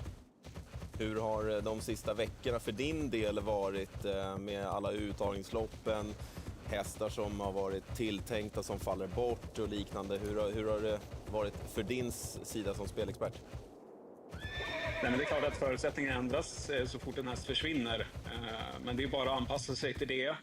Har givetvis följt alla B-lopp och det blir ett väldigt jämnt Prix d'Amérique i år. Det är ju ingen given vinnare som jag ser det så att det blir ett väldigt spännande lopp så sett. Vi har ju som sagt 10-åringen Go On Boy som just nu i alla fall är favorit. Skulle du vilja säga att det här är det rätt favorit i ditt tycke, även om det inte är någon som du kanske på förhand har som sticker ut? Alltså så här, det är klart att han är väldigt, väldigt bra. Men det finns ju frågetecken kring honom. Han var ju inte som bäst i sista loppet inför det här. Det har varit lite rapporter om att det inte varit optimalt efter det heller. Och det var ju ganska länge sedan han presterade på toppnivå. Så att jag sätter ändå frågetecken för honom som favorit. Det är ingen jag är jättesugen på just ur spelmässig vinkel då. Jag läste också i veckan att Derea gärna hade tagit ut honom i Belgique, men på grund av den här virusbilden som var att han inte kunde ta ut han där heller, så att han är ju långt ifrån perfekt förberedd. Och jag vet inte, det är inte så himla ofta Jesus som Prix d'Amérique vinns av hästar som liksom inte har fått en optimal uppladdning, även om i Daudetiard och snacket har varit där 2 år i rad att det har varit skit och så inför. Men det har kanske varit lite spel för gallerierna också. Ja, men exakt. Det är ju verkligen så att förberedelserna inte var optimala. Sen är jag ju 10 år gammal också. Det ska vi ju inte glömma. Och har varit med väldigt många tuffa lopp. Så att, ja, det är lite upp till bevis för Gomboy tycker jag i alla fall. Och det finns ju betydligt roligare spelobjekt bakom. Halvbrorsan Josh Power var en av dem som faller under det kapitlet.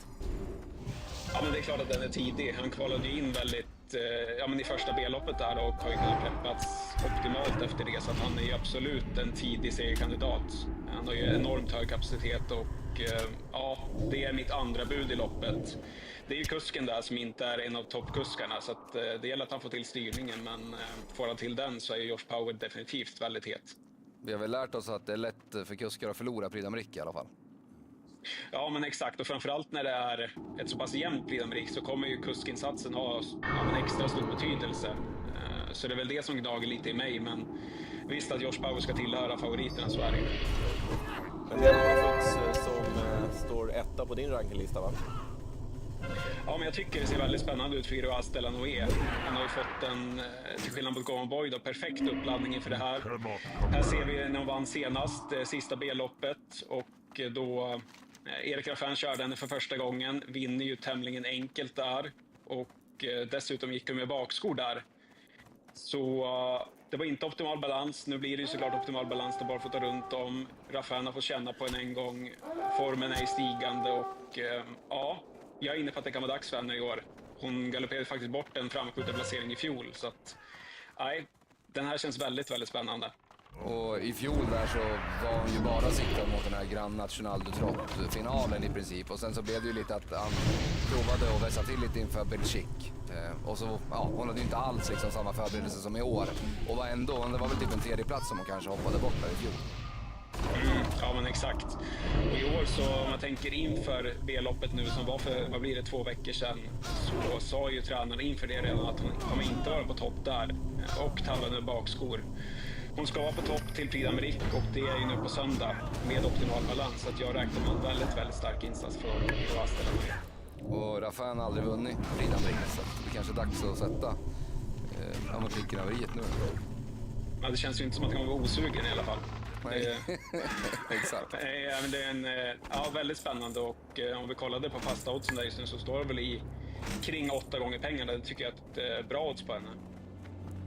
Om vi ska se ur blågulet perspektiv, Epic Kronos. Ja, men det är ju den hetaste svenska kandidaten. Han var ju fruktansvärt bra senast. Vi ser bilder på det här. Även Immortal Dock var ju väldigt bra som 2:a i det här loppet. Väldigt intressant. Epic Kronos, han funkade ju bra på balansen senast. Redén korrigerade till barfota bak och väljer ju att köra samma balans igen. Av det jag har förstått så är ju uppladdningen efter det varit väldigt bra också, så att det är ju definitivt en segerkandidat och som sagt det bästa svenska hoppet. Spännande race. Ja, det blir sjukt kul det där alltså. Det blir sjukt kul det där. Och på söndag så drar vi igång ATG Live också, 11:40 kan vi säga. Daniel, du nämnde det här med lite grann kuskarnas betydelse, och du nämnde Robin-Erik Raffin har inte vunnit loppet, sitter upp på Iroas Delanoë. Hur mycket väger det in det här med kuskarna? Nej, men som sagt, just när det är så här jämnt Prix d'Amérique så kommer ju resan sannolikt ha väldigt stor betydelse. Det är ju ingen häst som vinner med 3:e spår runt om som i Daudetiard gjorde i fjol.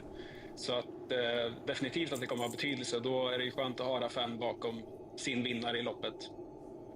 Det känns nästan konstigt att säga att Erik Raffin inte har vunnit. Det känns som att han vinner allting hela tiden och bara fortsätter med den. Verkligen så. Så att, ja. Men jag tror 8,25 på fasta nu. Min feeling är att hon kommer stå i lägre odds på söndag nästan. Ja, det är svårt att värdera det där såklart. Men min feeling är också att det kommer att stå i lägre odds. Jag skulle nog tippa på någonstans mellan 5,50 och 6 gånger. Så att ja, det är inte fel att hugga 8,25 på Ida ställen och just nu. Vi ska alldeles strax avsluta. Vi har lopp på gång, Daniel. Men det är ju tävlingar dagarna i 2 här nu nere på Vincennes. Över den här meetinget, eller den här helgen då. Har du någon klaring att bjuda på till de som följer?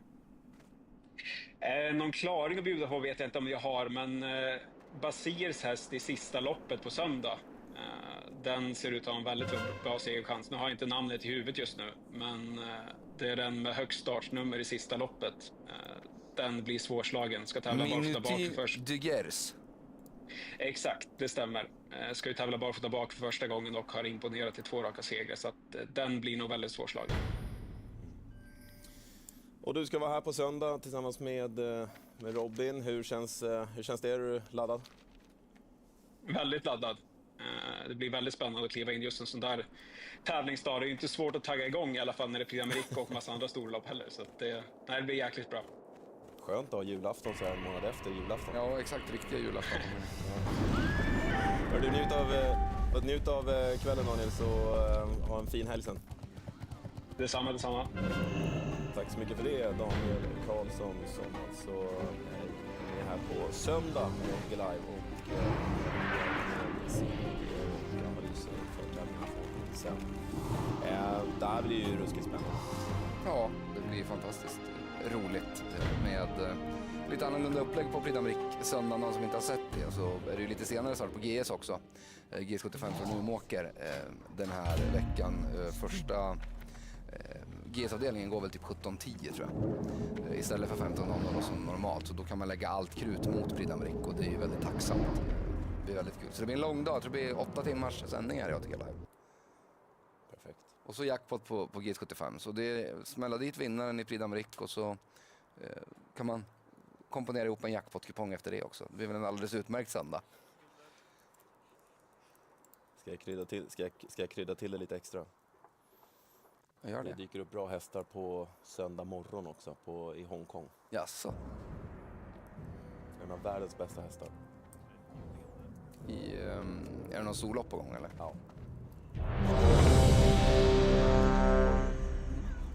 Ruskig Polle kan jag säga. Då pratar vi alla morgonstund eller? Ja, hans lopp kanske går vid 10-tiden. Ja, det är så pass? Ja, då är det inte så tidigt. Men första loppet var väl någonstans runt 06. Ja. Ska du jobba?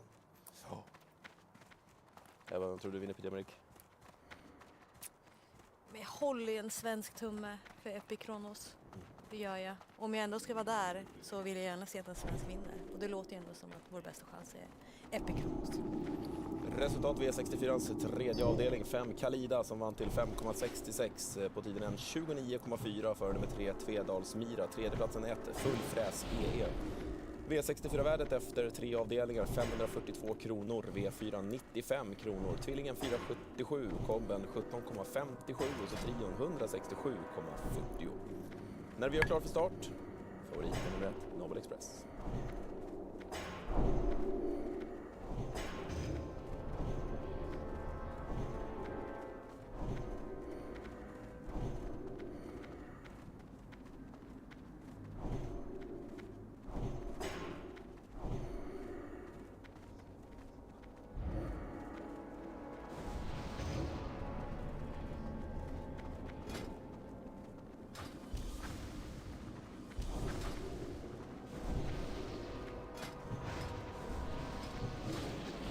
Klart.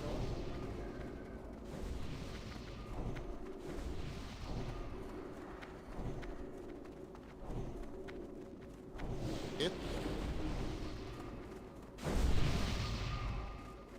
2. Kör. Då är hästarna iväg. mitt i banan. Där har vi 3 Västerbo och Amaretto från springspår 7 I Choose You. Snabbt från tillägg 15 Lucky Lovebite som redan nu fram som tredje. I Choose You på väg att överta från 3 Västerbo och Amaretto. Fram där utvändigt 15 Lukula. Med som fjärde 2 Cloverfield. 7 I Choose You öppnar 500 meter på 17,8. Då har vi ny ledare från tillägg 15 Lukula Bite i tät. Ryggledaren då för 7 I Choose You som tredje på innern 3 Västerbo Amaretto. Där bakom 2 Cloverfield, 4 MP Prinsessa. Invändigt ännu längre ner 1 Anthurium Hanover. Via spåren 10 Mattari. Längre ner provar också 15 Lindarv.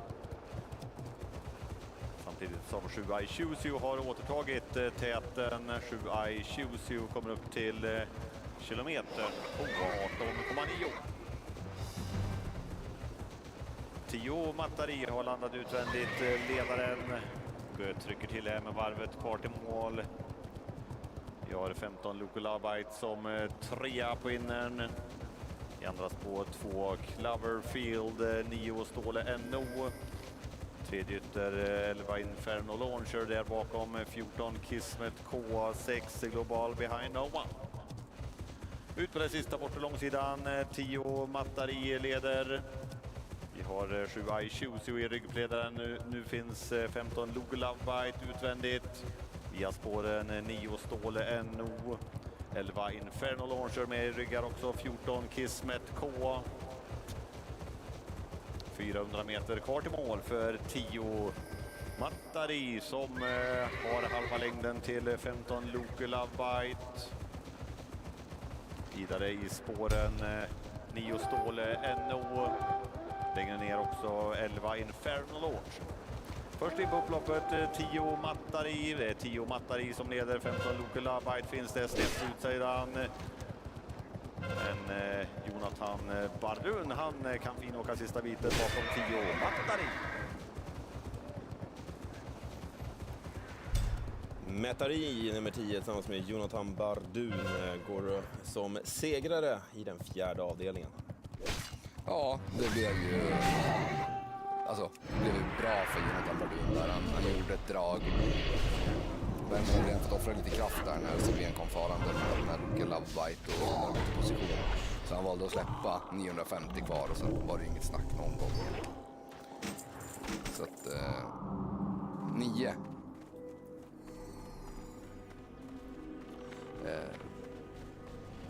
Ja, det blev enkelt. 10 Mattari. Så var det. Var det Ståle NO så gick ändå bra till slut där som trea. Så det var de där tre som vi pratade om inför. De var 1, 2, 3 mål också. Men du sa ju också fan, de sticker ju ut i avdelningen. Ja, det var så. Så att, ja, det var inget oväntat så sätt då, att Bardun skulle vinna det här. Och speciellt inte när det blev så tacksamt att han fick överta ledningen. Och det var väl rätt av Ben som är facit i hand, även om det alltid är lite tröttsamt när en favorit blir släppt i spets med mindre varvet i mål. Ja, Bobby. Jonathan Bardun vinner med nummer 10, Mattari. Kommer fram. Jajamän. Ja, det såg enkelt ut från sidan. Hur var det själva loppet, Jonathan? Ja, men det blev bra. Hon gjorde det säkert. Kan du ta oss med på loppets gång? Jag tyckte att det blev rätt så upphullat och så tänkte jag köra framåt och lägga mig utvändigt. Men så såg jag att det fanns en möjlighet att köra till ledningen så då tog jag den chansen och det gick vägen. Känns ju väldigt bra för klassen. Vad har du för mål i år med den här hästen? Jag vet inte riktigt. Inget mål så. Vi känns som hon har bra form nu och hon får starta på lite så får vi se om hon kan ta ett steg till för att vara med i lite årgångslopp eller inte. Spännande då? Ja, absolut. Nej, det är kul att ha fina hästar och nej, hon är fin här så det blir spännande. Hur ser stallet ut idag? Jag har 11 hästar och jag tycker det ser lovande ut för framtiden. Jag har 5 2-åringar och 2 3-åringar och lite andra roliga hästar. Så nej, jag tycker det ser spännande ut. Du har visat upp några 2-åringar också under 2025. Ja, precis. De visar väl inte upp så mycket, men jag hoppas de kan visa sig bättre i år. Jag tror jag har en riktigt fin faktiskt. Grattis till det här. Tack, tack. Jonathan Bardun där, som alltså vinner med nummer 10 Metari före nummer 7 I Choose You, tredjeplatsen till nummer 9 Ståle NO. Var det någonting i löpningsförlopp här som stack ut, var konstigt annorlunda eller? Nej, men han tog ju ett rimligt initiativ, Bardun, och så att Benson visade tydligt att han skulle släppa. Vi ser han inte någonting kvar i I Choose You heller. Jag tror inte loppet tar en annan skrud heller om han får svar där, för då sätter han väl sig lugn en bit och sen kör, och ja, det är ju inte tomt i mål. Det påverkar inte loppet, men jag tror I Choose You. Niklas Bensons jobb är ju till syvende och sist att vara så långt fram i loppet och köra in så mycket pengar som möjligt i ett givet lopp. Och det gjorde han, tror jag, i och med att han släppte. Annars hade det nog inte blivit en andra plats. Lopp 6 från Jarlsberg. De var på väg upp på startbilen dessutom, så att vi kommer direkt på det. 4 Belton Memphis, 4,96 i vinnarodds för nummer 6 Sweet Bubbles, tredjeplatsen till 3 Bully Pepper. V5, den är värd 126 kronor efter 2 avdelningar, tvillingar 53,54 och så trion 329,37. Då är det dags för V5ans tredje avdelning. Favorit här hittar vi i 7 United Time Trot med Vidar Hoop i sulken. Då är de iväg invändigt 1 Via Castro Murro. I mitt i banan 6 Leroy BR. Invändigt där också 4 NY Quite a Catch. Som hittar till tät och utvändigt om sig 6 Leroy BR. Som får överta ledningen där, och första häst i andra spår då 8 Olympic Games. Har med sig... I think one of the things that stood out to me on Saturday, we've kind of hinted at it earlier when you talk about, is it the players? Everyone says he's not coaching the players right and all that kind of stuff. Yves Bissouma had to come on in that second half, who's been frozen out all season because of, rightly so, because of disciplinary issues, but because of the injuries that we've got and players away at AFCON and that with Papsar. Bissouma came back from AFCON, had to be on the bench against West Ham and looked like our best player. And he's not been coached by this manager all season, which I think says a lot. I really was in favour of the Thomas Frank appointment in the summer because I thought he would bring the right blend of the pragmatism that we didn't necessarily have with Ange, but also his ability to improve attacking players. And I thought he would be able to scale up better at Tottenham than he has shown. But we are regressing, and I think his coaching style is it's very risk-free. And I think you've seen in some games, the shackles have kind of come off against Aston Villa in the second half in the FA Cup. We played a lot better, but that felt like it was almost driven by his players rather than the manager. It's such a risk-free environment. I must say I was really pleased that you won midweek just for the manager. Yeah. Because I'm feeling a little bit uncomfortable watching him in press conferences. I almost feel for him a little bit. And I think he's finding he's obviously finding it tough. You can see the results. And it doesn't feel like a perfect fit. I felt that early on as well. And just a little thing, I think when you manage almost a smaller club and then you go to sort of the top, I noticed when you played Chelsea very early on, that a big thing about Brentford, and it's a great thing about Brentford, is no matter what the game, they almost do a lap of honour every game. You know, and when they win, it's like the place is rocking. And if they don't win, the fans are happy, they're in the Premier League and everyone's clapping. They gave it a go. Pardon? They gave it a go. Like, yeah. And then I see them doing it against Chelsea, and it was like, no, just do it. I think because the feeling of like it's not a widget, it's just like I almost think he'd probably been shocked a little bit by how much scrutiny and eyes are on. I almost see him in the press room thinking, oh my God, he almost needs a break.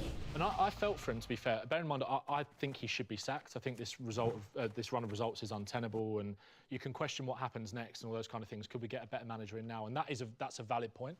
But I felt for him on Monday morning because there was so much noise over the weekend that he was going to be sacked. His job was in jeopardy. It looked like it was going to happen. And then it's like the club kind of push him out as the human shield and say, no, he's going to take the Dortmund game.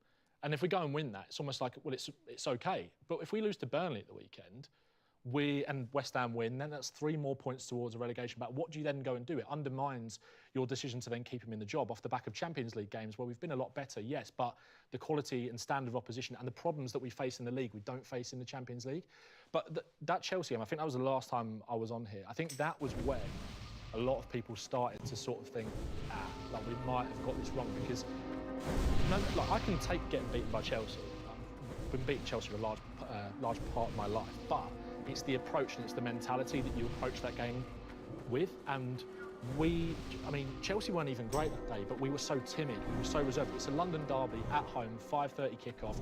The place should be absolutely rocking, and all you're thinking about is how they can hurt you, not how we can go and hurt them. And to be fair, as much as I thought it was probably the right decision to move on from Ange, that was one thing he never struggled with, was the mentality. He was so die-hard in his principles of this is how we're going to approach this game, and he understood. There's been a lot of chat about the United DNA and all that kind of stuff, but I think Tottenham managers should play brave, aggressive, front-footed attacking football. That's kind of how it's been. You've got players missing, though, haven't you? Really but Ange had players missing as well, and I don't think he's got the same protection in the media as what Thomas Frank has, because I think Thomas Frank is a nice guy and I like him, and I really hope he turns it round, but I think where he's done a bit of punditry work and all that kind of stuff, and he's a really nice character. And Ange was a bit more spiky and went for the media. He stood up for himself and he stood up for Tottenham. Ange had probably, in terms of the key players that we had missing last season, probably had a worse injury crisis than what we've got now. We've got Kulusevski and Maddison missing long-term injuries, which are huge, but we did bring in players in the summer to replace those, which, all right, Xavi Simons might not have hit the ground running fully yet, and Kudus has shown bits and stuff, but they are players of a quality that other Spurs managers would have killed for in the transfer market with how poor we've been with our recruitment in the past. Do you think he might? I was just thinking, because I was looking at it thinking, obviously, I think if they get beat by West Ham, they could change the manager here. Yeah. The fact I always think when a manager's brought a player in, Conor Gallagher, he brought a member of staff in as well. That always tells me that you can't bring a member of staff in and a new player and then the manager's not there like a week later. You know what I mean? So that tells me that they are thinking of probably letting this sort of, continue and try and find a way out. It kind of shows you that it almost stinks of a bit of incompetence, really, because the rumours were very strong that they were going to sack him after the West Ham game, and whatever has happened, and he's still in the job. But, I mean, Conor Gallagher's an interesting one, right, which I think does make me question Tottenham's transfer strategy again, because I think Conor Gallagher's a good player that's proven at Premier League level, is a leader. He has a lot of the kind of intangible attributes that this Spurs squad needs right now, a bit of a shot in the arm and someone that you just know is reliable and can be a 7 out of 10 every week. But Spurs, and I think you highlighted this on Monday Night Football around that Chelsea game actually, the one position that Spurs are absolutely crying out for is a progressive passer in midfield that can play through the lines and open up the centre of the pitch, because Thomas Frank's game model in the Premier League is too predictable. We tried to overload the flanks, get crosses in, but any centre-back or any defensive unit that's worth their salt in the Premier League will head those balls away for fun, and we don't want to play through the middle. So a player like Xavi Simons might not see enough of it, might not get enough touches per game to actually make an impact. We've got so many midfielders and we've kind of bloated our squad by adding Conor Gallagher to the mix. And yeah, we've got injuries as well, that was another factor as to why he had come in. But you've not gone and addressed one of the key positions that is holding this team back from being more functional than it is right now. We do not have someone that is comfortable, like a Zubimendi. You say Zubimendi's taken Rice to another level, because Rice is more of a box-to-box. Zubimendi is that first phase kind of progressive pass and play through the lines.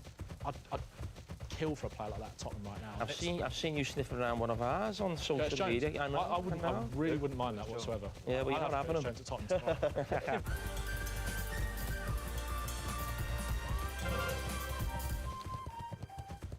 Gareth, I'm going to come to you now, Liverpool. Where are we? I know we feel a lot better today after the really good result and performance in Marseille, but I'm going to tell you where I stand a little bit on the manager. I'm getting a little bit wound up looking at social. I know social media is not something you still always sort of a barometer of what every fan thinks, but I feel there's a real disrespect towards the manager on social media from Liverpool supporters, considering what he's done. I know it's not been a great season, but I'm almost a little bit like taken aback by some of it on there.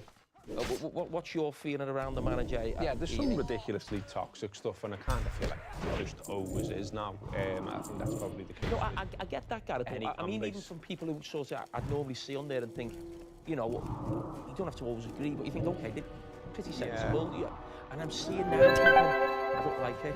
I think think 6 months after winning a league title, I think it's a little bit disrespectful. Some of the things, I think you know, maybe, as if like he hasn't got a clue what he's doing. Yeah, I think maybe part of the problem is that, you know, we're unbeaten in 13, and you know, great result last night against Marseille, I should say. With 6 draws in there, and you know, we've ended up with the full collection of draws against promoted sides at Anfield. And I've always said, written, talked about for years that I always think, like, obviously what you do at home is massive, because that's where the majority of your match-going supporters see what you're doing and see what the players and see the performances. And I think the performances at Anfield is what is getting to some people. Like, you know, the people I sit with, stand with at Anfield are getting a bit like, this is boring, and this is like on, and in the pubs afterwards, I hear similar conversations as well. So, and then I think there's a case for saying that the manager isn't really helping himself at times. I keep hearing this thing about, well, he's Dutch and he's honest and that's his approach. I just think if he could wind in some of the things he said, you mentioned before about Gerrard saying about the low block, that's something I've been banging on about. Like, I don't want to hear that. Like, it may be true, but when I hear him say over and over again, the low block, we struggle against the low block. Yeah, mate, that's your thing to solve. Yeah, you're the manager, you're the head coach, as we just talked about. And you kind of think, you know, well, why aren't we doing... And then to take it back to that conversation before, because I was going to bring that up, you know, why has Richard Hughes decided, you know, not to go for Semenyo? Was it just too rich? It's that strategic thing where... I do feel sorry for him a little bit, because I kind of feel like he's been a bit like what some of the lads were saying there. He's been hung out to dry in an extent, in that he doesn't buy the players. And I think he would undoubtedly like more. He would undoubtedly like someone who's like Luis Diaz, because he hasn't been replaced whatsoever. There is no one in the squad with that pace who can do those numbers. It was mentioned, wasn't it? It's a pathway for Rio Ingemauer. Well, Ingemauer, I think, has got one of the lowest number of minutes in the first team squad.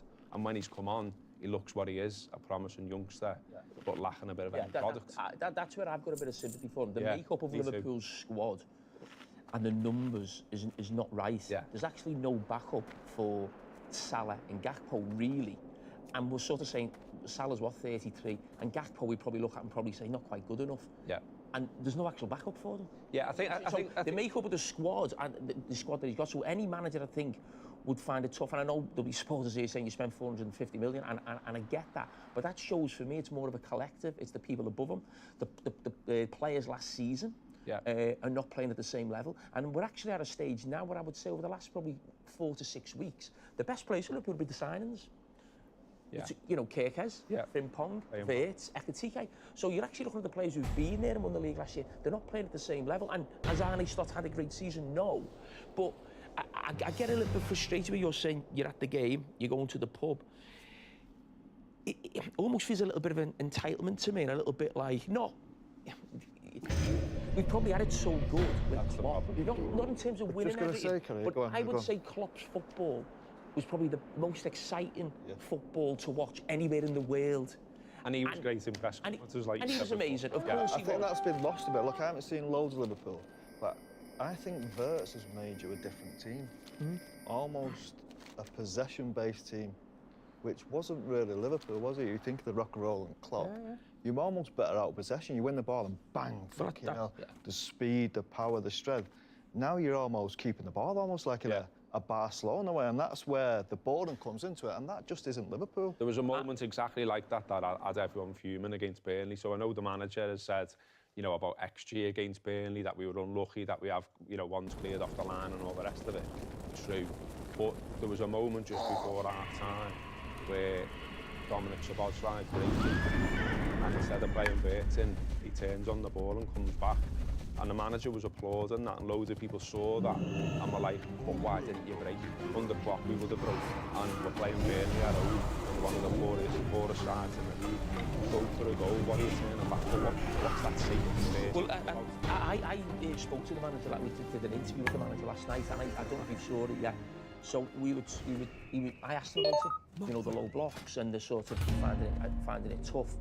And when he answered about it, I actually said Burnley was different to Leeds at home and Sunderland at home, where it was very slow and very flat. And what you said there, Scholesy, I think I have a little bit of a slight problem now where it feels like there's too many similar players in midfield. So when you have McAllister, Jones and Wirtz in the same team, sometimes it can look like a five-a-side game, where it's almost like little touches here, little touches there.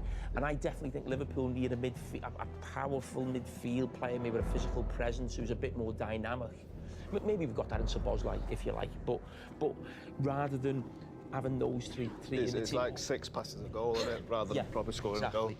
But we must also acknowledge that the manager, one of the things that we liked about the manager last season was he took a Jurgen Klopp team and sprinkled this little bit of Stardust on it. A little bit. Where it wasn't as mad and Liverpool conceding goals, but it almost feels like it's gone where are you with the manager in terms of, would you like to see a new manager next season? I'm not sure at the moment. I'm happy, like, you know, like there's bits that I'm not happy about. There's bits, you know, that I'm seeing in games, like I've just said, that, you know, don't particularly entertain me. And as I say, I don't think he's helping himself publicly at times. But I wouldn't be full of What is it with that, Gareth? Because he is very honest, and to be fair, maybe I'm saying this from a selfish point of view because he's great with us in terms of you can have an interview and he speaks tactically, he doesn't speak in cliches, he can have a bit of a laugh and a joke. So I think I like it. And the reason I say you probably don't like what he's saying now is because we're getting beat. I remember the first time I thought, oh, this manager is going to say things in his press conferences when we played Man United last year. I think it was the 3rd game of the season. We went to Old Trafford and we won. And after the game, he just said, oh no, we put him here because we know Casemiro had a problem there, so we put Luis Diaz to the left. And it was like, wow. You know, he was almost killing the Manchester United manager in some ways, but it wasn't deliberately. He was just speaking about football. That's the way he is. So do you think it's just that's the way he is? And we're going to get frustrated because we're getting beat. Yeah, I think there is a bit of that, but it's just little things like, you know, I think someone asked him about, you know, Calvin Ramsey the other day. And like the way he spoke about him seemed to, he basically said he was crap. And it was like, well, just don't say that in public because, and again, I am doing the comparison with Klopp. I can't help it, and I think that's what a lot of people are doing.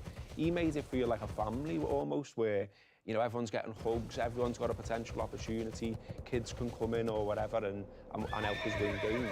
He seems to have like very much like, they're my core, they're the people I rely on, people outside that core, I'm not really going to bring them in. And if you ask me a question about them, I might throw them under the bus a bit. And even, you know, we go to Arsenal and draw, and I went to that game, and everyone in that away end was happy with the Liverpool performance that day. And then what he said afterwards, he started comparing it to like draws with Fulham or something. I was like, but it's not Fulham, is it? It's Arsenal. It's the team that's going to go and win the league. And we've gone there and matched them. We've hit the bar. We've done all right. We've played well. We looked like Liverpool. We were intense. We got stuck in. We competed with them. It's not Fulham. So don't come out and try and almost gaslight us that why did you have a problem with Fulham? Because this was the same. Well, we didn't. Because that's Fulham and this is Arsenal. How much will Alonso being out of work have to do with it? I mean, a lot of Reds are jumping on that, and I think one of the arguments from some Reds about, you know, are you going to change the manager is, well, don't do a Man United and just blow this fella out the water and not have a plan after that. And so when Alonso's sitting there out of work, someone who's been brilliant for Liverpool, I think a lot of fans look at that and say, well, now there is a fella there in waiting almost. Yeah. Think about that. I wondered what you thought, Jamie, is what I've just said about a lot of Reds moaning stylistically about Liverpool. But what about him? Because he doesn't play cloth football either, does he? That's my point. I think what you've got to remember is what I've just said there. Klopp's football didn't win as much as Pep's, or Pep won the league probably obviously did more than Klopp. But I think most people at neutral would say they'd rather have watched Liverpool than Man City play football. So that's what a generation, because it wasn't a couple of years. Klopp was the manager for 8 years. So you've got a generation now of supporters who probably, there's less and less people who can remember Julian Benitez's football when I was playing. Even though we won some trophies, there was loads of games like that. Yeah. So there's less of that, and they've been brought up on this Klopp football, and that's just what they expect, and that's not going to happen forever. It's not. And the thing with Alonso is, and I go back to Pep is the greatest manager in the world, probably one of the greatest managers of all time when he finishes and what he's won. So he's such a massive influence for every young coach in the game. And Slot said that before we played Man City this season. He's going on about, he's almost like a super fan to Pep, because he's got that influence on him. Xavi's probably the same. So the type of football you're going to get maybe from Alonso is probably a similar sort of thing to Slot. And the reason why I think we should give him the benefit of the doubt, and I do think it has to improve second half of the season. I'm not saying this should just carry on.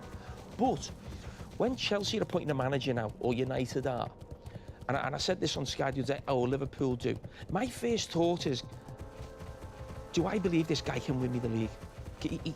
Can I sort of believe this guy can go and win us the league? And that's why I mentioned Carrick and Rosine. You're probably thinking, I don't see them winning the league with their clubs. Now, it's hard to go and get a manager who's going to win you the league. We've got one, he won the league. Yeah. So I don't think we should be in this rush to say, right, he's won the Premier League. Do you understand what I mean? It's there's no guarantee that next fella you're going to get. And as Liverpool manager? Yeah, and listen, I would love Xabi Alonso to be the manager at Liverpool at some stage. I'd hate to see him go somewhere else, and I think maybe he could go to Manchester City if Pep went, because there was no big real rivalry between Liverpool and City when he was a player. He could probably get round it that way saying that, but it just doesn't feel Liverpool-like the way we're speaking about our manager. The way we love managers more than anybody. You know, we've got banners about managers, no one else has that. And I'm just a little bit uneasy the way we're I just think we need to see something to be able to hope and dream about. And I watched that last night and thought that's a belter performance. That, you know, and you're seeing us get change out of players. Now, you mentioned before that the signings are starting to kick in. Bizarrely as well, social media got mentioned before, and Kirk has jumped on, hasn't he, last night as well. Was that really him? Yeah, it was really him. I didn't know it was one of like a bluff one. Yeah, he's jumped on. He only had about 70,000 followers, so it can't be. So it's definitely it was him. What did he say? He come on and basically said he was motivated by the criticisms. Because someone had done a post saying, Kirk has, forgive me, I can see now why people were saying you're one of the best left backs in the league last season. And he's replied to it and gone like, well, yeah, don't believe it because without me motivated. Joe Royle. It's another one who's had one good game as well. He's had a few. The players are, they're coming. I mean, I think TK is the one who hit the ground running from day one, and we all love him, and he's fantastic. But, you know, Adam and his mates were saying, go back to Germany and He'll be there soon. And mate, he's coming good. He's coming good. What did you make of the? Again, I've only read these books. I haven't heard them and got the proper context of them. But I read Slot kind of said, well, Liverpool have only won 2 titles in 30 years and I've won one of them. Did he say that first off? No, I'm going to jump in here. Okay, this really pissed me off yesterday. Okay. He done an interview with BT because they're the main rights holders. And listen, as Sky do, as the Overlap do, he put a headline on it and everyone was clicking it. No one watched the full clip. He's basically they're basically saying to him, you're not doing well enough, you've got fans on your back, almost like your job's at risk. Yeah. And he went, he sort of smiled and went, well, I think that, almost saying, I think that might be a little bit harsh. He said, I'm one of we've only won the league twice in 30 years, and I was one of them. He's defended himself. Yeah, no. It was a joke, it was completely taken out. That's why I asked, like, what was the context of it? Because he hadn't properly watched it. It's what you're talking about as well, a social media thing, because people were going back to, he said when he won the league, it's 2 in 5 years, you know, to spin it in a positive way, because he's the Liverpool manager. And so people were comparing the two, saying, well, he used it that way there. They're both true. They are 2 in 5 years. City won 4 in the middle of that, so I don't know how it's that. We won 4 in a row. Yeah, he's right. Yeah, he's right. So 2 in 6 years. Yeah, unfortunately, he's right. Shit, he's right again.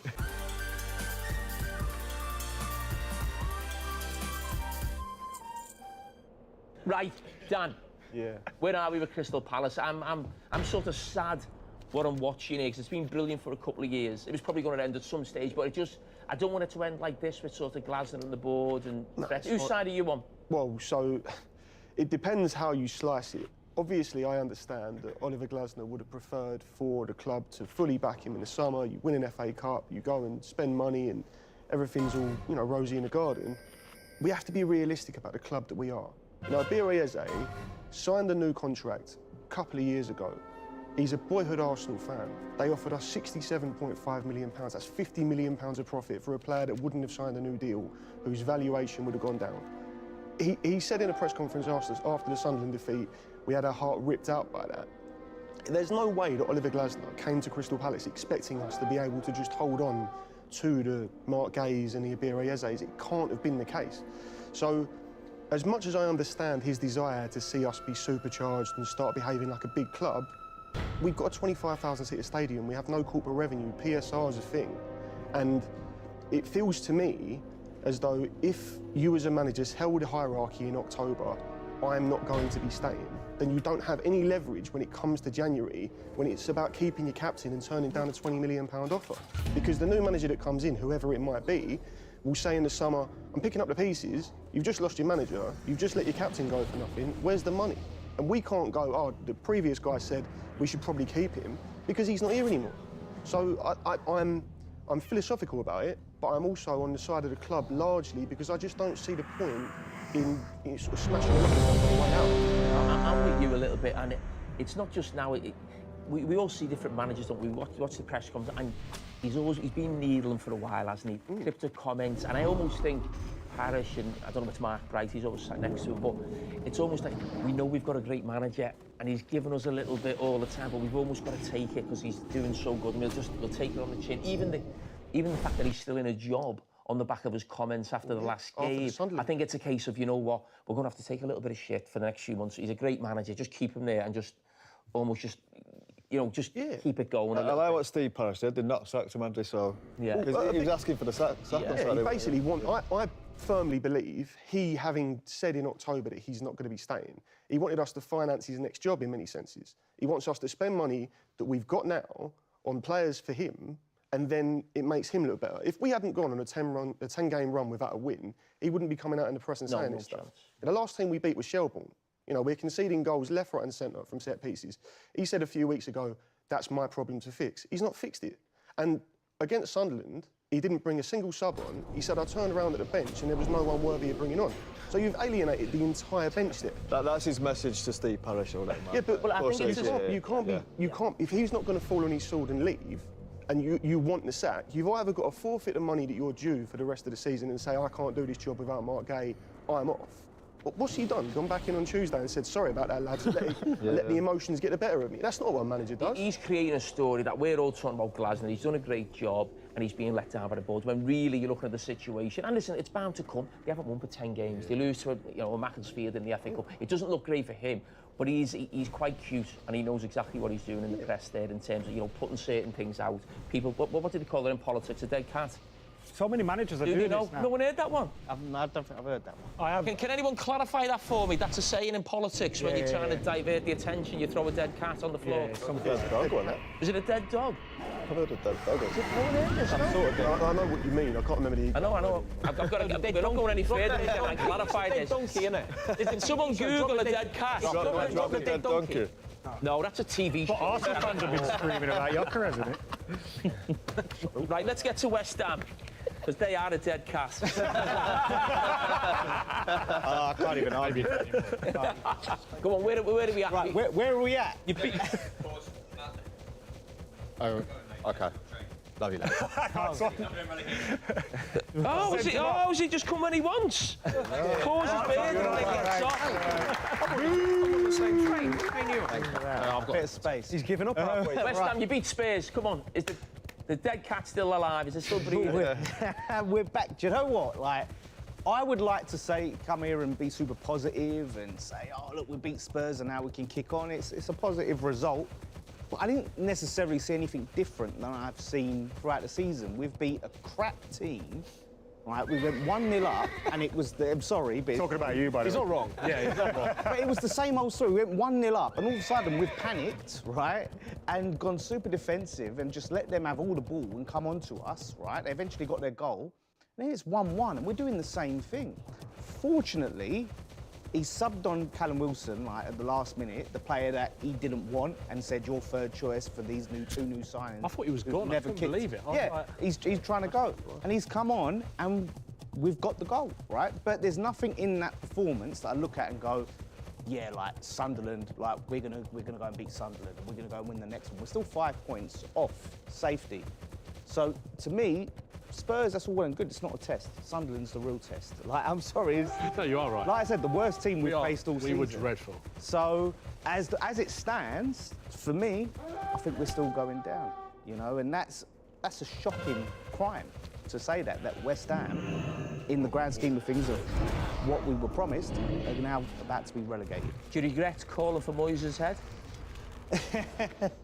The thing is with the Moyes thing, right, is it started then under Moyes. I'm not saying it's Moyes' fault, but this started under Moyes. We replaced Declan Rice, the best player in the world, as we've just heard, with Edson Alvarez, who's now on loan to Fenerbahce for 35 million, James Ward-Prowse for 30 million. JWP. Yeah, JWP for 30 million. So the recruitment has been consistently horrendous. Like, we saw these issues under Moyes. So you sell a big player like that and don't replace them. So in hindsight, maybe I should have been like, well, it don't matter who the manager is, because it was always going to be an issue. But it's what we've done since. You bring in Lopetegui, who thought Lopetegui was the answer? Yeah, and then he went to Spain, and then we got in Graham Potter like 6 months later or whatever it was. He come in and he was awful, and then like 6, 7 months later, you got Nuno, and you bring in Nuno and don't give him his backroom staff and go, here's the academy coaches, have them. Like, this is just, you know, so whoever it is, it all comes from the top. I see Simon Jordan say this has been a successful ownership. What is he talking about? He says that about the Chelsea owners as well. Yeah, it's successful. We're about to hit our second relegation under them after moving to the stadium, driving away nearly 40,000 fans. Yeah, driving away nearly 40,000 seats. Do you worry if you went down, that the way the club is, you'll know probably more about it than me, financially behind the scenes, do you think it'd be a big problem in terms of coming back? Yeah, I honestly do. You know, like, the small sliver of hope I have is you think, oh, if we go down, they might leave and we might get taken over. But in the grand scheme of things, as it stands, I think we are going to be there for a while. Because, you know, I know I go back to the stadium, but you look at it this way, we're in that championship. I remember the last time, like, everyone sees you as a scout in there, right? You're the big team. Teams come to your ground, the championship teams, or teams a Premier League side, and they up their game. It's a cup final. But for us, it's not a fortress. So we're at a disadvantage at our own home ground in the championship. This is another reason why I think we're going down, but we're in a disadvantage down there. And we've run so poorly, how are we getting the players to get us up? They got us up last time because we happened to get Big Sam and convince him to come, and Kevin Nolan, we managed to convince him to drop down. I don't think we're in a situation where we're going to get big names to come and drop down and get us up, you know, so I think it's looking bleak, unless we can get a new owner, and even then, that's a dice roll. You actively hate your club now, don't you? A lot of West Ham fans actively hate West Ham. Like, loads of good West Ham fans have walked away already. Yeah, like I said, we've lost nearly 40,000 season ticket holders from Upton Park to now. I'm one of them, because the identity's gone, the soul is gone. You don't recognise it, and this is supposed to be seen as a success, because we got one Conference League that didn't even exist when we moved into the stadium. You know, I'll give up the Conference League and move back to Upton Park and be that team that's happy with a mid-table, and every now and then we'll have a good cup run. I'm happy. I didn't ask for this. Mid-table, you wish. Yeah, listen, I would love to be mid-table, but that's what I'm saying. I didn't ask for this, but he come along and said, we're going to go get Champions League, we're going to win league titles, we're going to do this. That? No, we didn't believe it, but the idea is that, OK, we're going to try to achieve these things. Yeah. We're going to be in situations where, OK, we'll try to get into Champions League. We only had 3 seasons in Europe, again, because the Conference League was invented. Without the Conference League, right, we would have had 1 season in Europa League, which I loved, but we've got to have some perspective. It's not been successful. It is a tragedy. It's a tragedy. That's a think about what West Ham are and what they're supposed to be and what they're supposed to represent, and the state of them now. It's such a warning to any team that move the stadium. Gross. It's horrific. Yeah, I wouldn't move. I've got no love for West Ham. But I mean, I'd love to listen. I don't know if I speak for everybody on the panel, but I don't want to see West Ham get relegated. They just feel like there should be a club that's in the Premier League. I know Bernard have a different thing. But listen, that's it. Sorry for cutting you off there, because we've gone for an hour and a half this one. Thanks, Scorsy.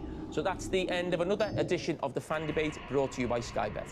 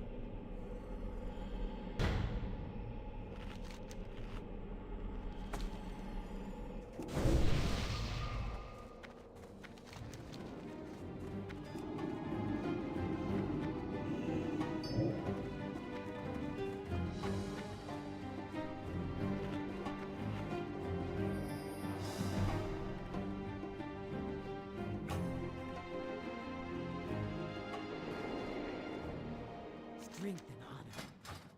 Go with honor. Brawlhalla for the Horde.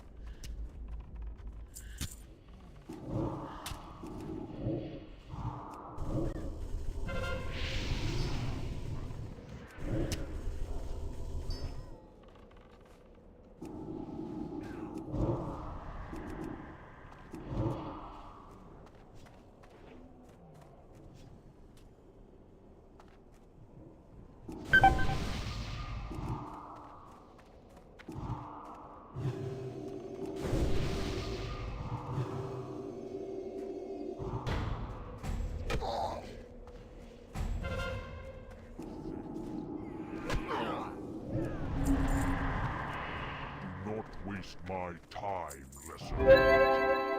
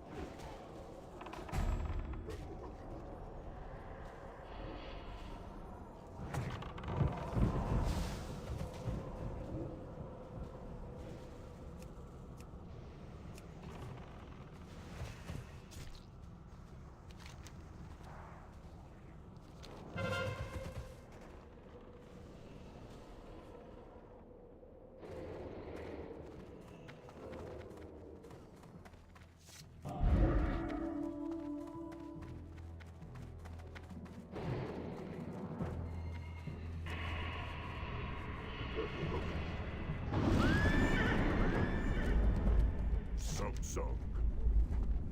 Go.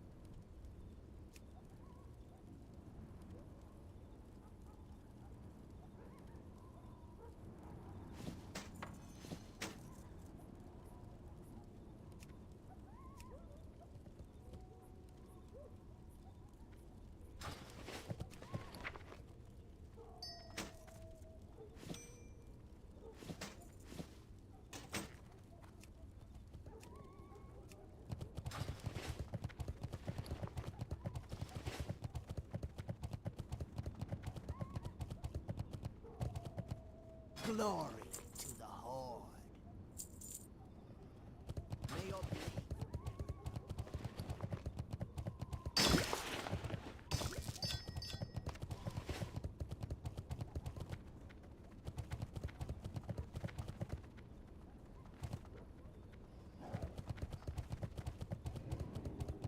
Greetings, traveler.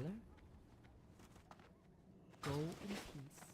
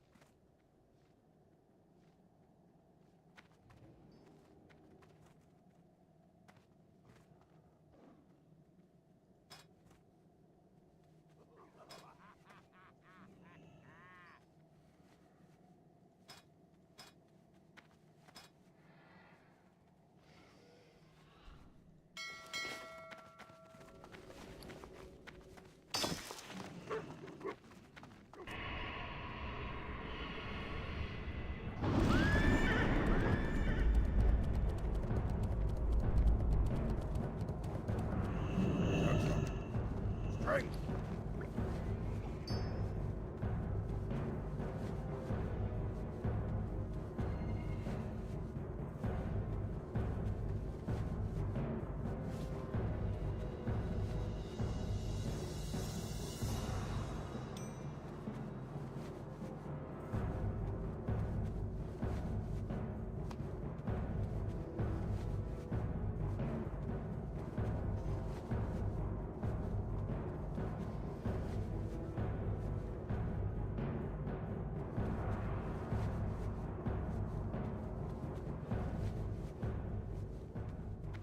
Victory!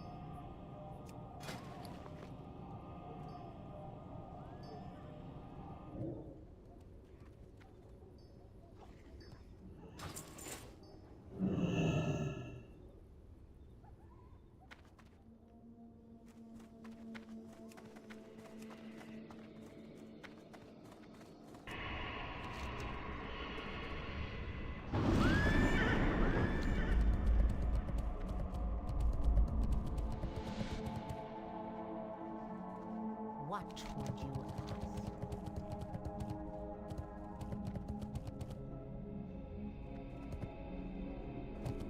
I'm listening. I'm listening.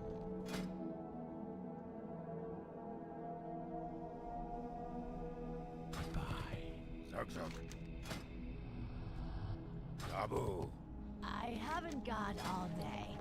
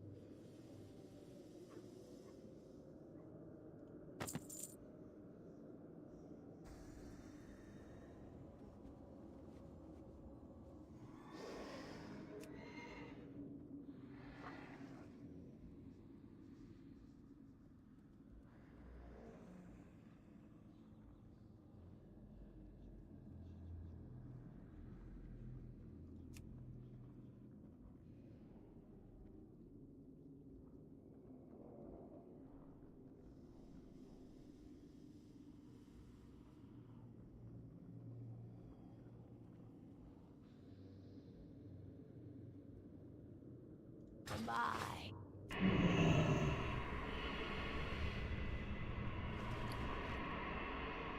Now what?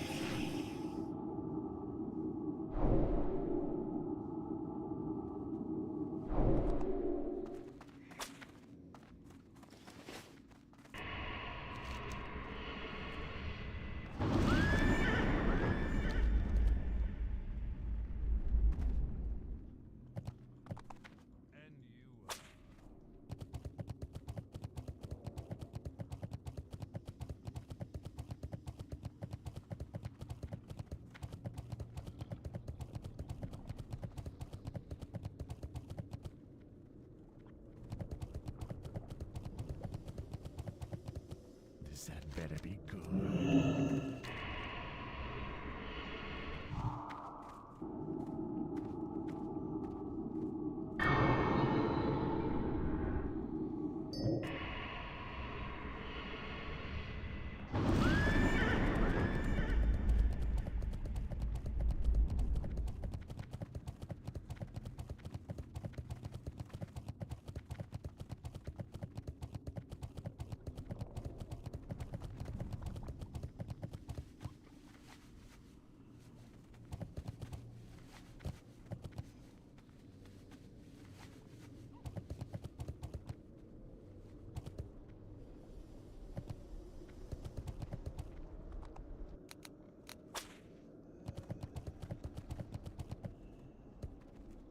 Hello. Embrace the shadow. What is it?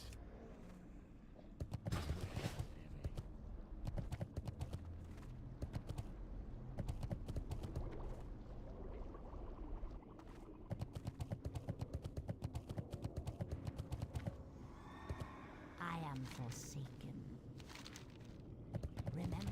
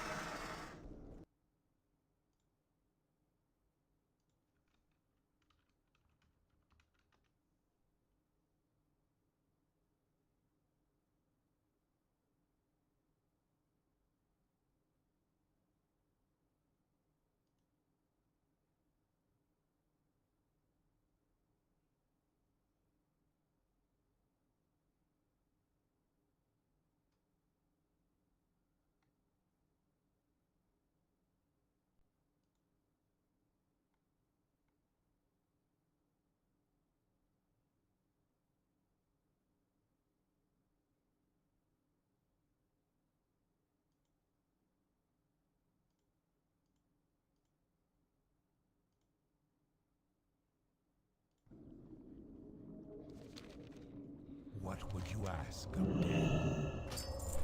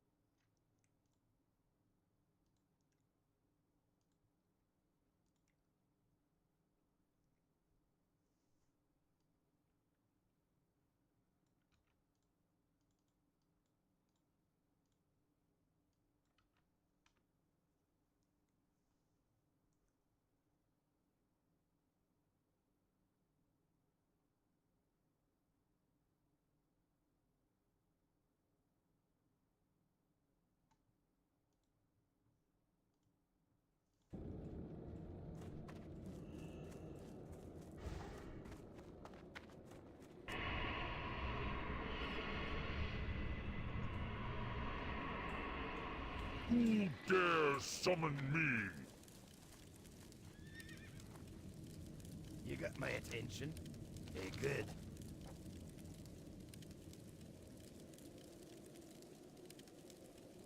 Off with you. Watch your back.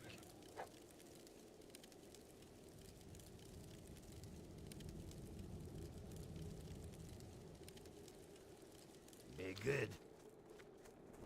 Can I help you? Be careful.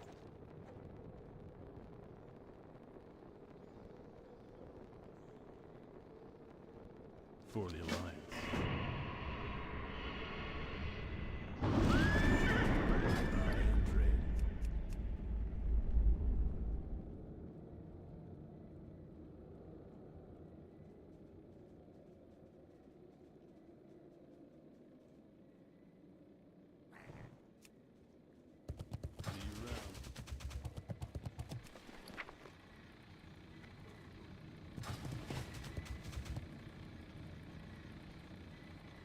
Peace be with you.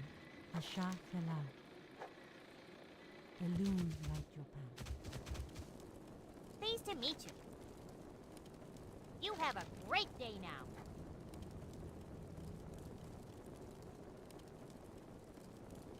Be seeing you off and away.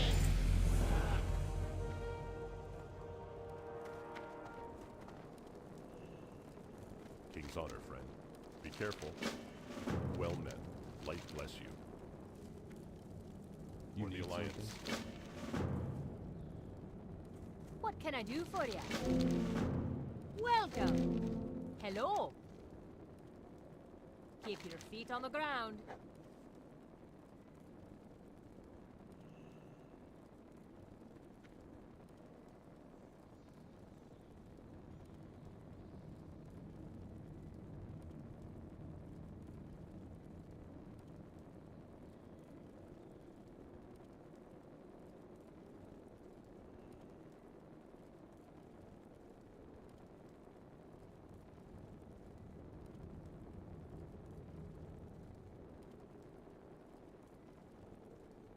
See you soon.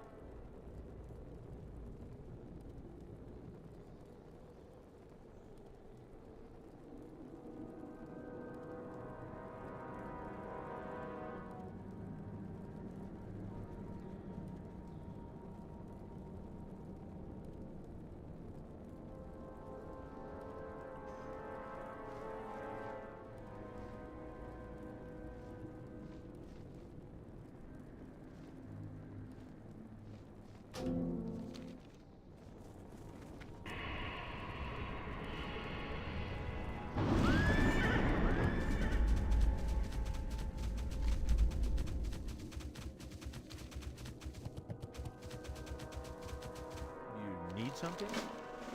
Good day to you. See you.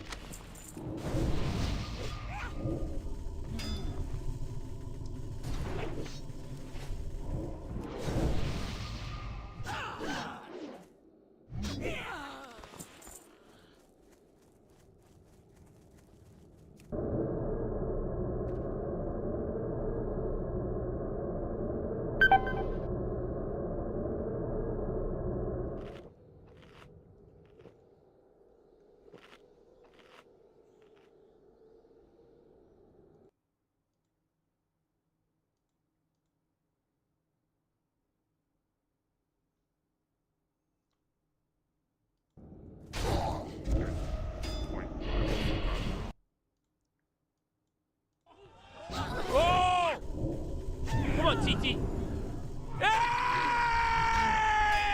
Your best position, yeah, was like on the left. Everywhere, man. Yeah, no. Wait, let's go back. Off the left. Do you reckon you take him on?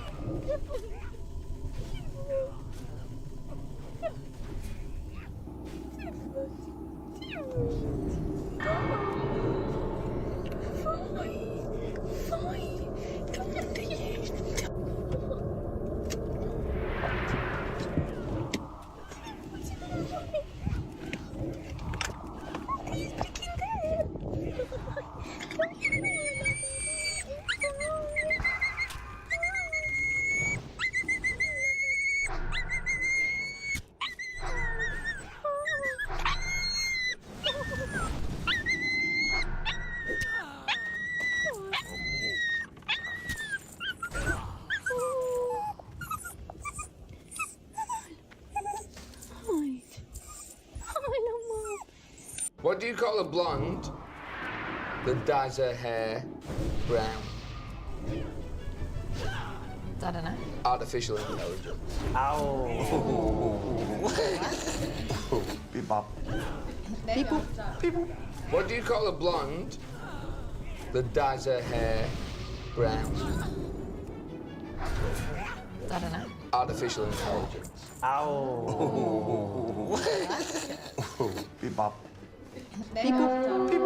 What do you call a blonde that dyes her hair brown? I don't know. Artificial intelligence. Ow. Beep bop. What do you call a blonde that dyes her hair brown? I don't know. Artificial intelligence. Ow. Beep bop. What do you call a blonde?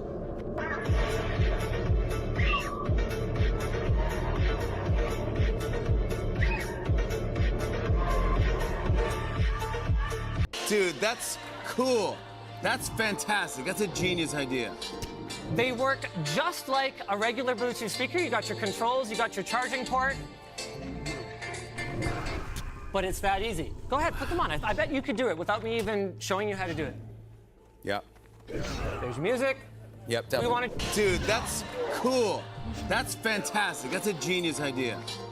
They work just like a regular Bluetooth speaker. You got your controls, you got your charging port. But it's that easy. Go ahead, put them on. I bet you could do it without me even showing you how to do it. Yep. There's music. Yep, definitely. Dude, that's cool. That's fantastic. That's a genius idea. They work just like a regular Bluetooth speaker. You got your controls, you got your charging port. But it's that easy. Go ahead, put them on. I bet you could do it without me even showing you how to do it. Yep. There's music. Yep, definitely. Dude, that's cool. That's fantastic. That's a genius idea. They work just like a regular Bluetooth speaker. You got your controls, you got your charging port. But it's that easy. Go ahead, put them on. I bet you could do it without me even showing you how to do it. Yep. There's music. Yep, definitely. Dude, that's cool. That's fantastic. That's a genius idea. Okay, what do you like, Arthur? Whatever you're most comfortable with, I'll just be excited to like try it. So if you make like fried chicken or just what? Wait, what? Oh my god! Every time it's the racism, man. Oh my god! I can't. Yeah, no, I gotta make fried chicken. What else do you want, Arthur? Collard greens, some grits. Yes, chitlins. Anything else? Cornbread, watermelon. Oh my god. Relax. Yeah, can I get some watermelon? Go ahead. You want to give her some purple drink? What's going on? I'm uncomfortable. Okay, what do you like, Arthur? Whatever you're most comfortable with, I'll just be excited to like try it. So it. Every time she posts a pic, she's saying that she's serving. Do it. Do it. Do it.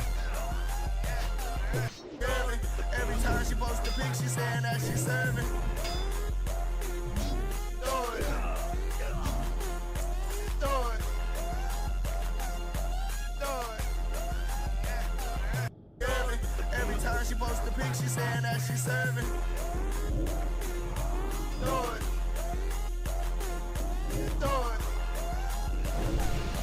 Do it. Every time she posts a pic, she's saying that she's serving. Do it.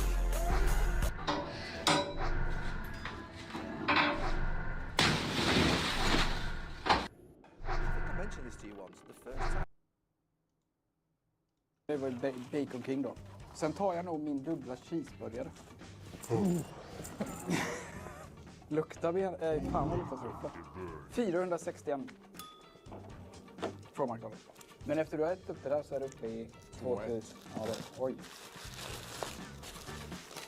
Jag köpte en till vet du.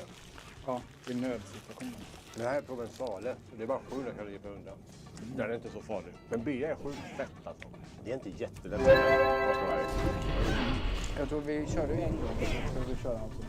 Detta 50 000 ton då. Jag får smutta på den här lite mer. Det värsta är att alltså, det är en klump i magen efter den här drycken. Det är som cement. Skål. Hur känns magen? Ja, jävla dålig. Det är en sån här magknip som kommer stundtals och den är så extrem så man får typ lägga sig ner och liksom hålla andan. Och då drack vi mixade jordnötter och olja eller vad fan. Superont i magen. I flera dagar. Jag hade magkramp i 3 dagar. När man tänker kalorichallenge så ska jag äta smör. Smörblock. Ja. Sen tycker jag att det är roligare när man gör så här. Att det faktiskt är mat. För jag bara sitter och hinkar olivolja. Det kan jag göra. Då får det 7000. Men det är inte kul att titta på va? Eller är det? Kanske är jättekul. Det beror på hur äckligt den är. Det är synd att dricka inte ingår i experimentet. Ja. Men hur är nu då? Okej. Ja, men alltså helt okej. Har du pratat en till? Ja. En bättre. Jag bara doppa min donut sen annars. Vi har varit smarta i blandningen. Alltså det är mat och så sötbryt. Maten är mycket snabbare. Men det är ju det att det är enkelt att göra. Ja.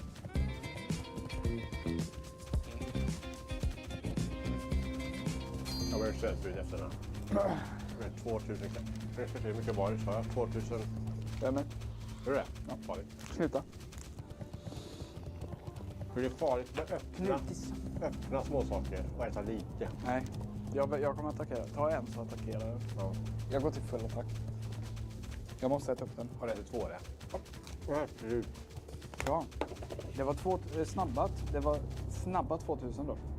Ska man säga. Du är uppe i 1500 också. Ja, men jag får med kvar nu. Nu har jag riktig bjässe på gång också. Oj, vilken. Plussa på.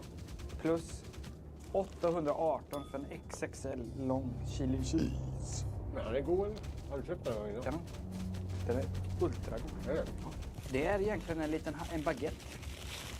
Det ser man på snöringen här. En baguette du köpt? Och så är det chili cheese-sås som gör att han växer på kalorimätaren. Ja. Något enormt. Gravy. Blöt, platt. Ja, äckligt. Vet du vad problemet med den är? Den är massa mat i den. 3 små biffar bara.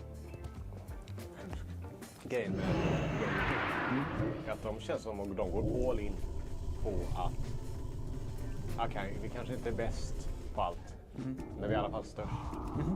Ja. Bra. Nu kan du ta på räkna. Jag ska stå 2100 och då får ni minnas det. Titta med. Jag räknar lågt. Jag är på er sida. 2319 är jag. Jag kommer bara säga sötbryt. En McFlurry bulle. Fy fan god. Vad är han då? 367 då.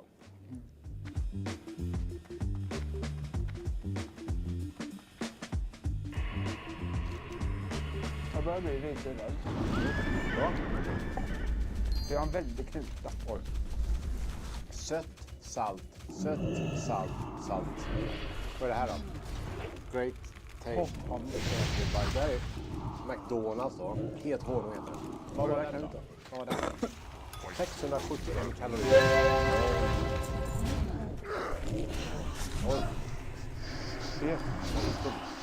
Det var uppe i 363. Fan, men det är inte så mycket alltså. Det är från den här påsen. Jo. 540 det. Det är det. Problemet är att mat blir när man är bekväm. Då är inte sån här mat så god. Ska du ta paus? Ja, det var efter den. Efter? Ja, du längtar så här i slutet. Jag får mig paus. Ja, det är en halloumi. Den ska ta till. Den har ju satt sig. Jag beställde 2 extra långt chili. Jag vet inte om jag får mäta den andra. Om man ska vara helt ärlig. Men vi är uppe, eller? Vi hade 5 000. Nej. Jo, jag är snart. Jag är typ 3 000. Ja, det är uppe 5 000. Vad har vi klockat där? Det är fortfarande 5 000 kvar. Jag vet. Just det, jag ska ta paus. Okej, nu har jag min... Jag ska bara berätta medan jag vilar. Här har vi en center. Delat på 2. Det är bara att ta hälften på det. Ja. Så det är hälften 4 är 2. Hälften 8 är 4. Så 2, 4. Och så en halv. Så du säger 240 då? 240 kalorier är det. Så bjuder du på en till tittarna. Ja, det var på 2559. Men ja, men det är ingen problem. Du får äta 20 sådana. Men jag behöver sitta och dividera. Här är 23 gram. Här är 50 gram. Det här är 2 långa. Här är inte gott. Det är det. Jag tänkte det är den fyllningen som växer. Alltså som slänger så. Ja, slänger. Så, nu börjar jag bryta. Ja, jag vet inte. Men den var god den. Den var fin va? Ja. Det var gott med bryt va? Jag funderar på att plocka in på min jävla halloumi innan den är skosula. Ja, men någonting som vi har pratat om i 10 år nu Anton. Smakbryt. Ja. Men det är så jävla gott med smakbryt. Det är så sjukt gott. Ja, det är jättegott.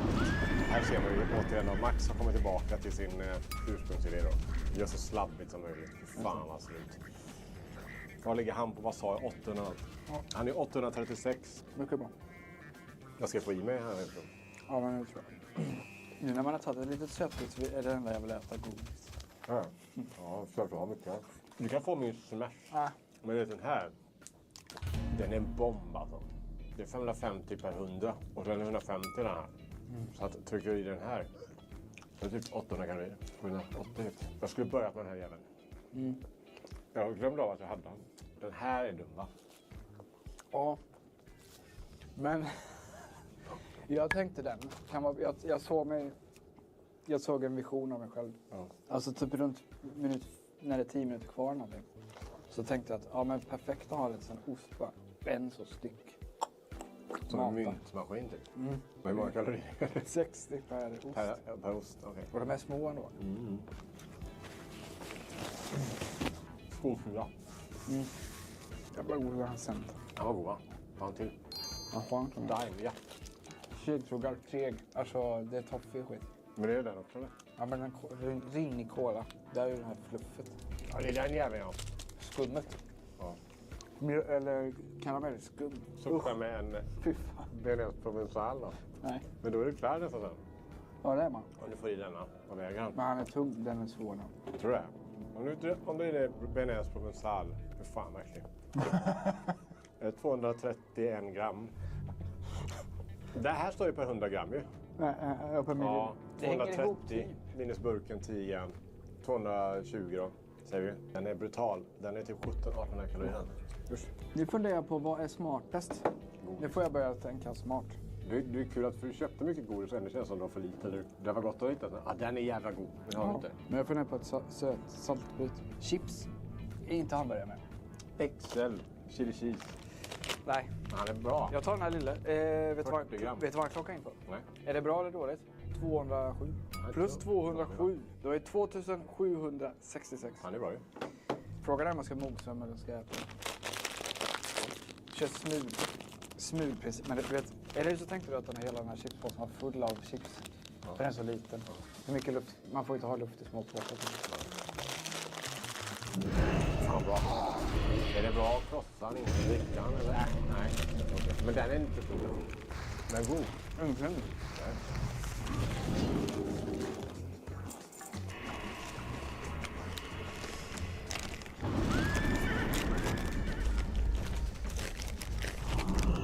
Det är svårt. Det är jättesvårt. God. Vad har vi för tid? 33. Hur fan? Mjölk är kvar. Kvar, okej. Det här var ett exemplariskt bit. Ja. Vet du varför? Liten. Knaprig. God. Crispy bit. Donuts kanske? Ja. Jag behöver något sötbit här efter den här. De hade mycket av de här stora bakarna på Ica som de handlar på. Men det var liksom inte någon kaloricounter. För wienerbröd tror jag är jävla bra. Jag tar wienerbröd i handen och så bara... Mosa. Det var typ 4 kalorier den jäveln. De är hemska. Jag är hittills väldigt nöjd med mina val. Klockar in, precis som du, den första, högt. Ja. Över 1000 bara direkt bara så. Bort med. Den här var också hög, men ganska mättande. Sen var ju den här procenten otrolig. Det är inte smart att dippa den jäveln i den. Jo, jag skulle göra det.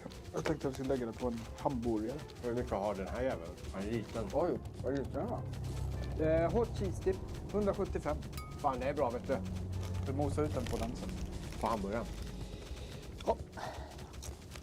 På en sån liten. Vad är detta? Tasty cheese. Den är god. Inte nu, va? Kaloriten. Den är så sol, då.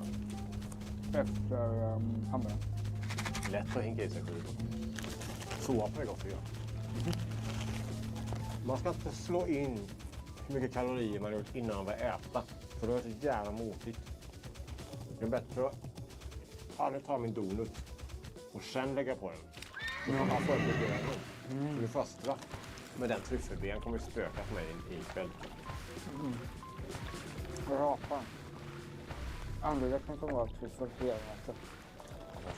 Men jag kan ju byta ut den mot provensal. Du kan göra det. Det är hemskt. Nej, jag har en burk bea ungefär räcker på den här. Jag hade haft ett automatiskt AI-system som kunde räkna en sked. Så jag kan ta typ en liten doppa bara för att öka upp. Men jag har öppnat han. Då måste jag äta upp han. Nu är frågan då. Ska jag ha sol som en belöning? Ja. Eye on the price. Det tycker jag du är värd. Men då måste jag äta den här tasty. Med den på. Den är ju 175. Tasty cheese har vi 366. Men den här kommer växa upp mot 500 nu. Det är nästan som en Big Mac. Big Mac är 507 eller 511. Ja. Jag ska titta på min donut bara för att jag vet. Den här kan vara fin. Den ser vidare ut skulle jag säga. Den har 197 kalorier va? Den lille. Men god. Jag äter han tror jag. Han är riktigt god. Kolla här. Bra. 4196. Jättebra. Ja. Nu ska vi se vad. 7 kilo fika med lätta som fan. Det är monster. De har inte skrivit. De talar om hur mycket koldioxid de släpper ut. Men inte mycket kalorier. Jag visste att jag skulle köpa på McDonalds. Jag vill fan fan. Jag får offra då.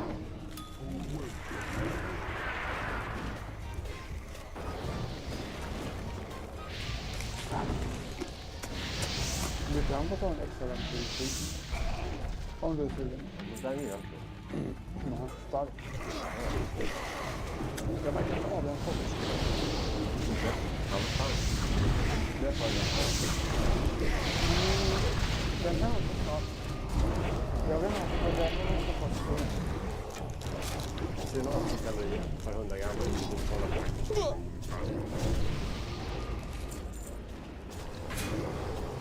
på. 3307. Du har bara 700 kalorier kvar. Om du drar i dig den. Ja. Så är det 4000. Ja. Jag var mycket upp på sen bussen här. Jag funderar på när jag ska öppna den här. Jag vet att det inte räknas. Det är inga kalorier, det är zero. Men jag måste ha en kalorier. Ja, smart. Det är jävla god.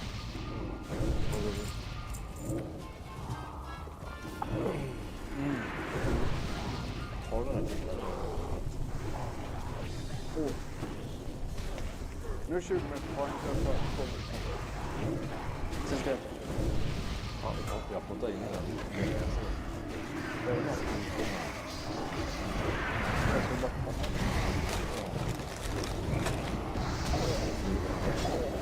Jag hoppar på en pärlboll. Han är 480 och det är 58 gram. 260 någonting. Ja, det får visa exakt i bild. Det är 480 per 100 gram. Jag är uppe i 3580 gram. Om jag äter upp den. Den blir inte. Ja, jag vill veta det. Vad var värt? Ja, det är gul. Det är gul. För det är pärlsocker. Ja. Ja.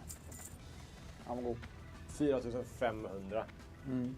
Fuck. Vad är, du får börja tänka strategiskt. Hur mycket är det precis? Jag tänker stycken. 126 är det. Här är budget.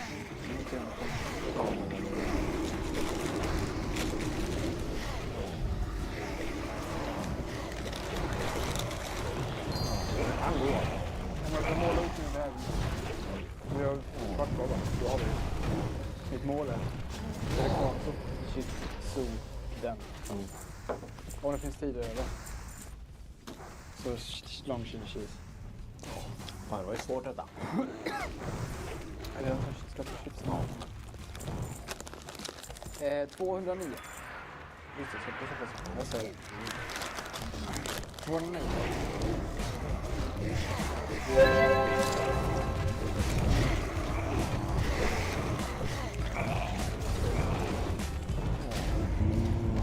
Ett tips om de som vi körde på hemma.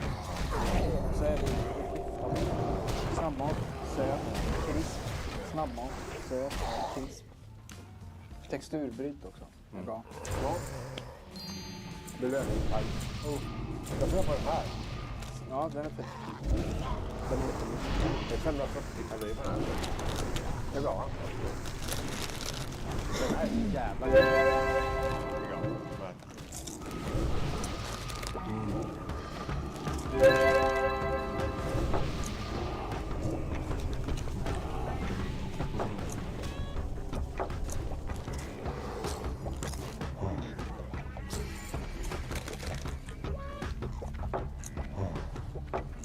jag måste se många kvar.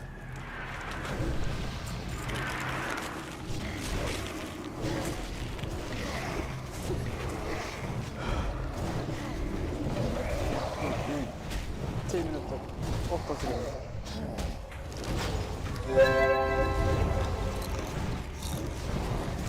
Jag rullar vackert.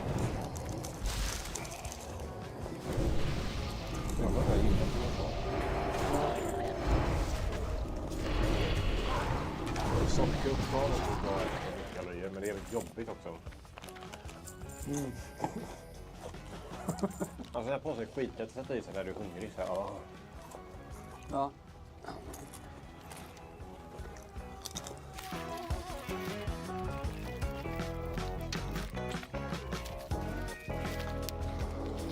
Ja.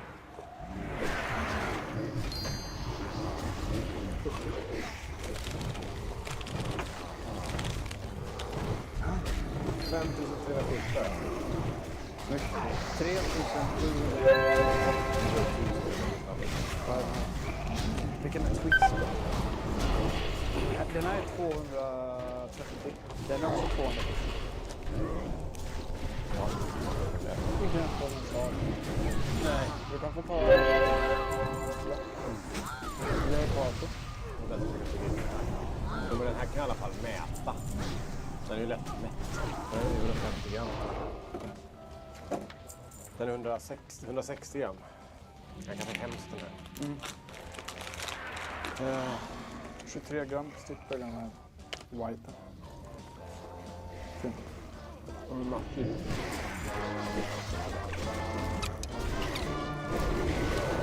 Jag bara jag efter den. Sätter ut den.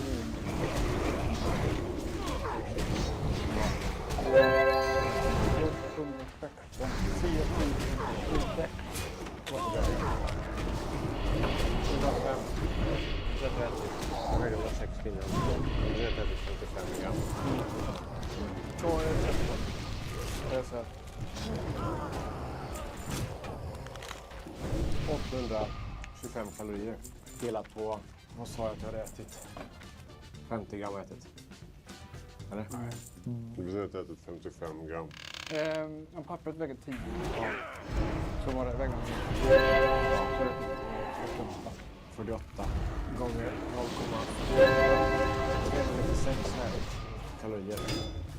5766 va? 5766. Här är den även. Jag tror det.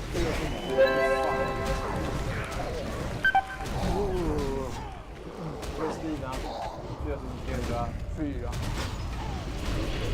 10 070 kalorier. Jag har 2 minuter kvar. 1 minut kvar. Så det är inte det. Det var jätteskönt. Åh, vad bra. Oj, vad bra det blev. Det trodde jag fan. Det är 10 sekunder kvar. Ja, det är och vi är klara. Det var fan mig. Det var på HR. Ja, det var de sista 5 minuter som avgjorde det. Ska jag säga. Jag tror nej, det har gått 10. Ja, nu 10.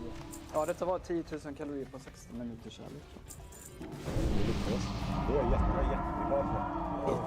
Ja, men det var ganska äckligt. Ja, nu i efterhand. Tryffelsåsen. Tråkigt va? Men hjälpte. Ja, hade du inte kört den så hade vi varit körda. Jag ska säga att det är den stora vinnaren. Ja, guldkant till Erik då. För sin mastodonta tryffel. Vi ses i nästa video för det. Ska jag vila upp mig till nästa då? Ja.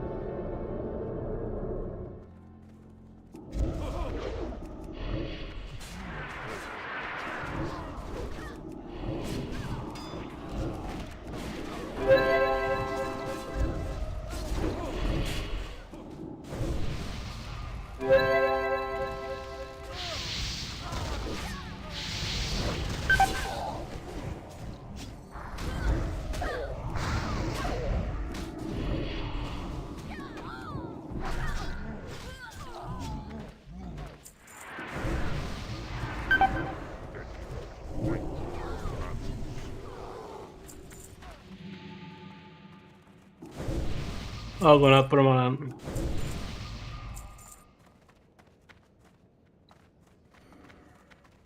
Jag är lite seg att hålla på att bli sjuk. Eller jag är kanske lite småsjuk. Eller...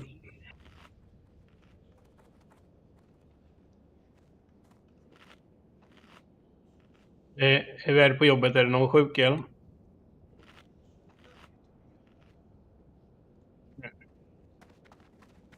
Ja, det är min jävla hals som fuckar med mig. Ja, vi hörs imorgon i alla fall. Godnatt.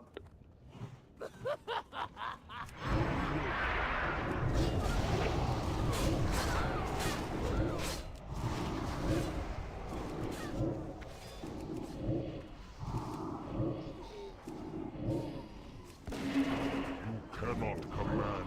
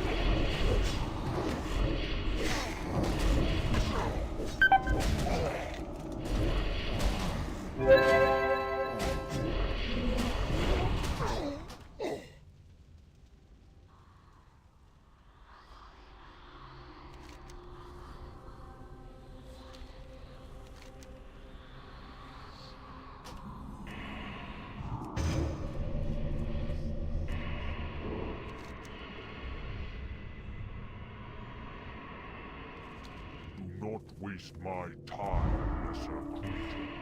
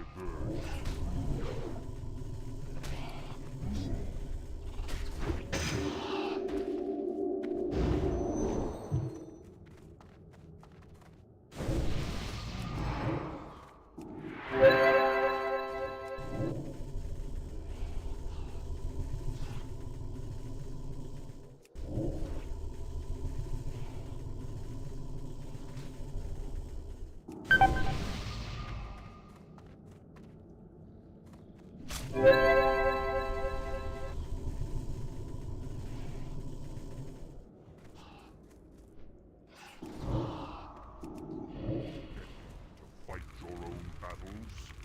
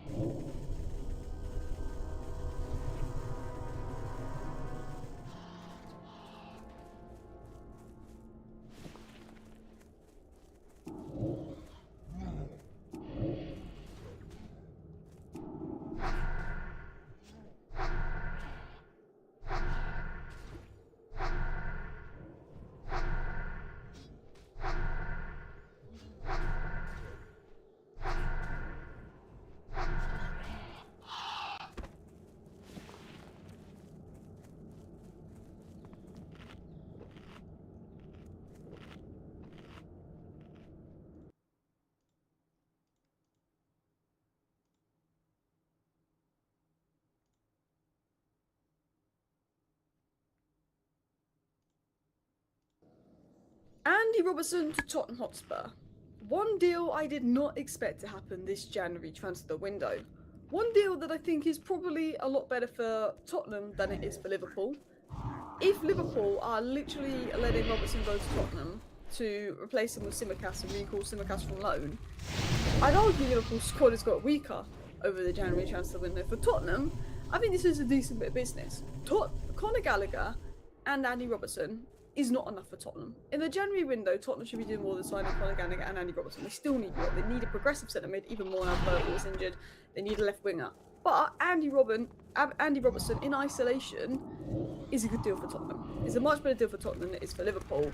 Let's talk about this story. Let's talk about this news, and let's talk about the truth behind it and why this deal is happening. So, exclusive. David Lonsdale confirmed earlier today that Tottenham are working on a deal for Robertson. Robertson is obviously a free agent in the summer, which kind of explains why Liverpool are willing to move him on. And Tottenham had sent in a bid. Is expected to happen, and one of the interesting things that Ben Jacobs said here is understand Robertson has told Liverpool he's keen on a move. Robertson wants to go, Liverpool are happy to get rid of Robertson and recall Simicast, it looks like, which confuses me from a Liverpool perspective, and it looks like it's going to happen. With Ben Davies injured, this makes sense. I actually think this is a good deal from Tottenham Hotspur. I mean, I have concerns over Tottenham's long-term strategy, but from a short-term perspective, I think this is good from Tottenham. Ben Davies is injured, Udogi's injury prone, the Sousa guy you signed in is way too young. Andy Robertson coming in, maybe you give him a 1.5-year contract, 2-year contract. Andy Robertson coming in doesn't really impact the development of someone like Sousa because he's young anyway. Udogi is injury prone, Ben Jacobs is out injured. You need somebody who's got experience that can come in now, make an impact now. You need leaders in the dressing room, you need better mindsets in the dressing room, and Andy Robertson is a good guy to do that. Andy Robertson, I'm going to compare him to Casemiro, okay? Casemiro came to Man United, was excellent in his first 1.5 years at Man United, was really important in us getting Champions League football, winning 2 trophies under Ten Hag. But then Casemiro fell off, and the reason Casemiro fell off for Man United and was quite poor for a good 6 months was because his physical levels had dropped, and they were playing 2 games a week, and Casemiro didn't have the physical levels to play 2 games a week for Man United. But this season, Casemiro has been one of Manchester United's best players because he's playing 1 game a week, and he can play that 1 game at higher intensity, sometimes up to the 60-minute mark, he tires, la la la. That's how I feel about Andy Robertson. A very good player. Last season he was a weak spot for Liverpool, he sometimes wasn't getting back, and I think that's because he was 31, his physical levels had declined, and you could see that in Robertson. Now Kirkers is coming in, and Robertson isn't playing as much for Liverpool. When Robertson has played for Liverpool this season, in my opinion, he's been much better because he's not playing every game, but when he does play, because he's not playing every game, I think he's better. Robertson was obviously known as one of the best left-backs at getting up and down the flank and putting crosses in, and obviously his ability to get up and down the flank has been affected due to age. But he's still a good player. He's been a leader for Liverpool. I think when Liverpool have struggled, he's been one of their better players. And I think considering that Spurs have been struggling this season, having an experienced player coming in that can put a cross down for Tottenham is a fantastic bit of business. I think it's a really good bit of business from Tottenham. He's a really good crosser, really good creator. You're struggling with creativity, and I also think in build-up, having a left-footed left-back will help. Jed Spence, solid defensively, fantastic defensively. When you try and go forward, and when you try and attack, sometimes Jed Spence can't bring what Udogi can bring, with Udogi being the natural left-footed overlapping left-back. Robertson can help him build up, can help get you up the pitch, can put in those crosses and brings experience. Jed Spence can go to right back, which I think is his better position. Porro could finally be rested, and boom. So on paper, it might feel strange because, look, if Tottenham just get Conor Gallagher and Andy Robertson this window is a failure for Tottenham. They need more than that. They could be in a relegation battle, I don't think they will be. But Burville is injured. You really need a progressive centre mid, but Burville injured, you need that even more. You do. The deal makes a lot more sense for Tottenham than Liverpool, but it raises questions. It raises questions. What I think is weird about this is Liverpool. Liverpool willing to let Robertson go just to recall Simicast. That's what I think is weird about this. Liverpool should go out there and see if they can find a hybrid left centre-back that could play left-back. Give yourself some proper cover for Van Dijk and Kirke as well, because Joe Gomez is your right centre-back and right-back cover. He can't be your left-back and left centre-back cover. Leone's injured, Bradley's injured. Maybe get yourself a left centre-back hybrid type player. Oh, Slotterbeck's even played left-back at times. Slotterbeck, Liverpool. It's weird for Liverpool. I think this was a good move for Tottenham. I've seen Tottenham fans slandering, oh, Andy Robertson. I think this is good for Tottenham. My concern is, what is Tottenham's long-term plan? Robertson coming in, good deal. Experience, leadership, character, can cross, left-footed left back. He's not really going to affect the development of Sousa. He's still excellent in the final third, crossing, movement, overlaps, mentality. Been good for Liverpool when he's played this season, been one of their better players. Less game time, but I think that's helped his performances. Davies injured, a doggy injury prone, Spence right-footed. This is good for Liverpool. Sorry, for Tottenham. This is a good... I will tell you this now, he will be good for Tottenham. He's a good player. Robertson's a good player. But, what are Tottenham's long-term plans? Gallagher and Robertson in January. That's disappointing. You sold Brendan Johnson for 35 million. You never got Savinho, so you have that 60 million left over because you wanted Savinho and Eze, which means you have 95 million pounds to spend, if my maths is correct, this window, which you don't look to be spending. You need a progressive centre mid more than ever. Conor Gallagher is a player that is a good player that could improve Spurs, but he wasn't what you needed. Okay, he's someone like Sarr with the pressing energy. Cool. You need a progressive defensive midfielder more than anything. I mean, look, even Ruben Neves has a bit of quality that could just help you. I don't understand. Like, Adam Morton is literally what you need. Kobbie Mainoo would have been good, but obviously Carrick's come in, so he's staying at Man United. That's what you need. You also need another winger. I think Matisse Tell should be given more chances at left wing because when he's played at striker, he's been nowhere near as good as when he's played at left wing. But you need that, and I think this is good for Tottenham. But I'm also concerned about Tottenham. Like, where is your transfer plan? Where is your strategy? What are you doing? But you are better with a left-foot left back. A doggy can be managed properly and instead of rushed back whenever he's coming back from injury, which is good. Spence could play right back and Porro can be given a rest. It solves balance issues, but it's functionally important. But you still need more. I've heard rumours that you're bringing him in to move Spence left wing because he had one good game at left wing versus Dortmund. I know Dorgu's been moved to left wing are looking good, and maybe Spence gets moved to left wing and is good. He had one good game versus Dortmund, but if Tottenham's long-term plan is to play Spence left wing for the end of the season, they are not a serious club. Jed Spence might play left wing to the end of the season and might be very good, but you won't know that now. It's one game. I like Jed Spence, he's great, but Tottenham Hotspur are not acting like a serious club. Okay, two decent signings. I think Robertson is actually really good business. Gallagher and Robertson for leadership, dressing room mentality, good. But Tottenham Hotspur need to act like Tottenham Hotspur. Tottenham Hotspur are a bigger club than they act. And I think, you know, if they're bringing in Robertson and going, we'll put Spence left into the end of the season and loan out Matisse Tell, then I have questions in Tottenham's transfer strategy. I don't think that will be the case. But they need to back the manager.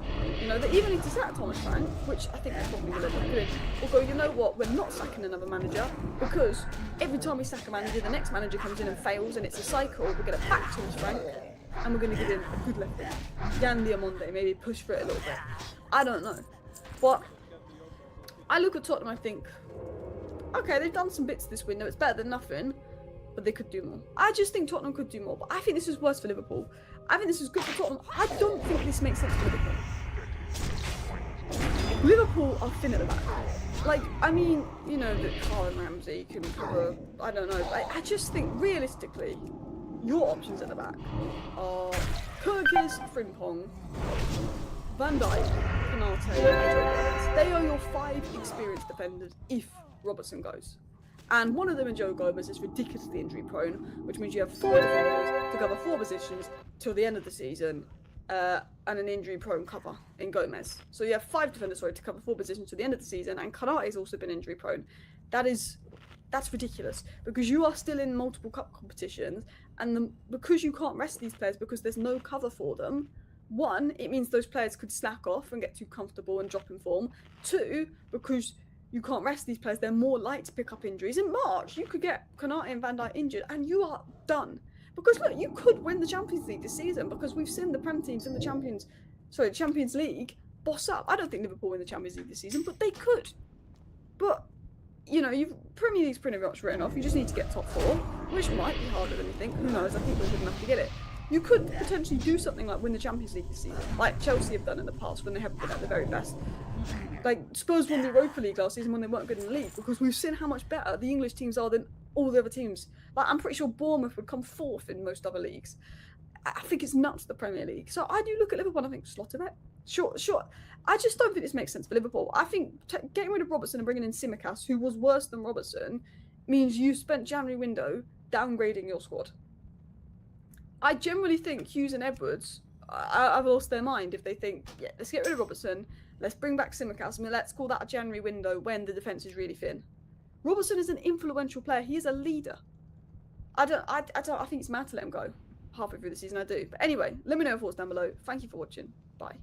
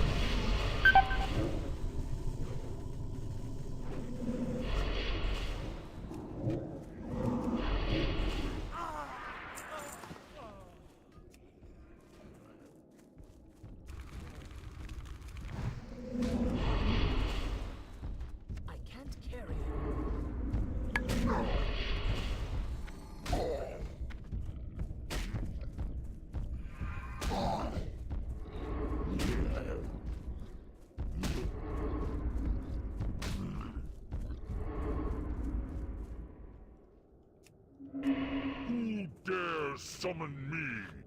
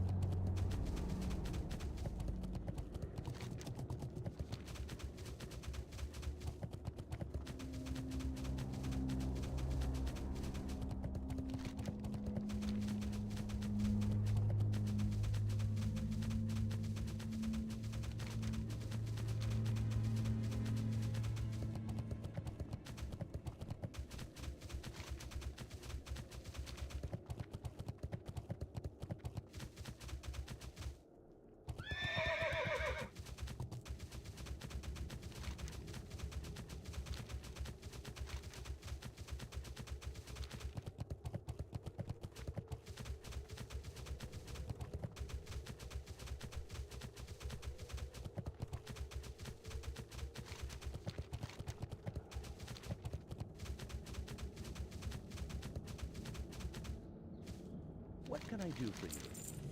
How are you?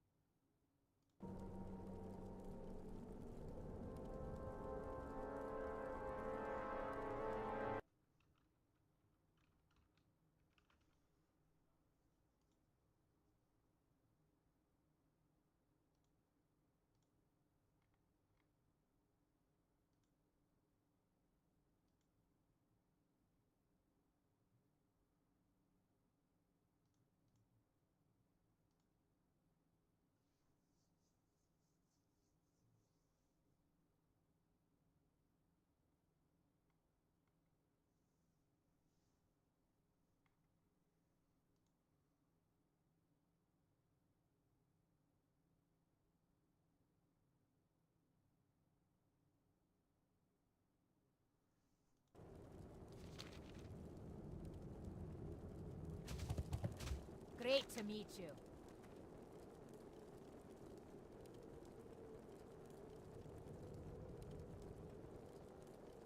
Safe travels. How are you?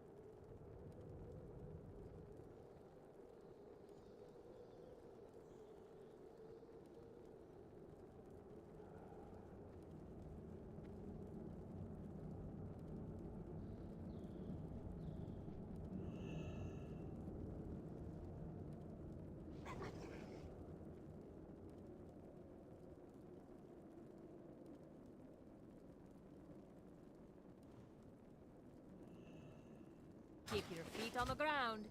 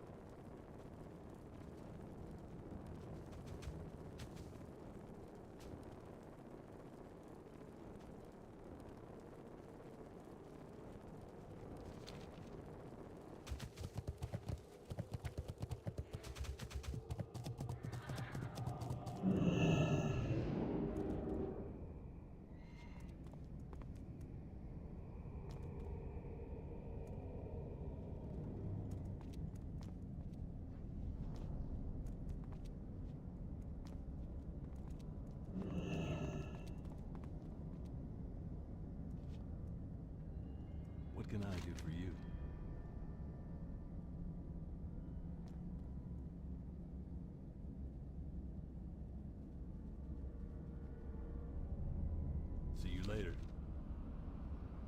Speak quickly. Trust no one.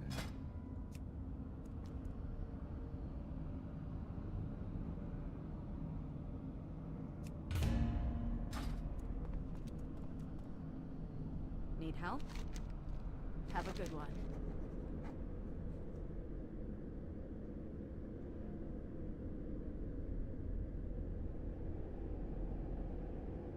Be careful.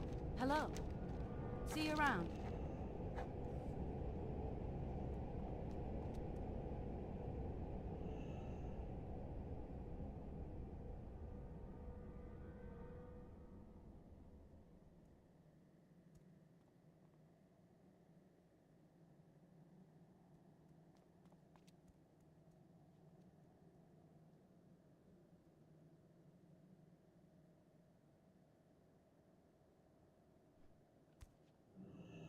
Hello. Farewell.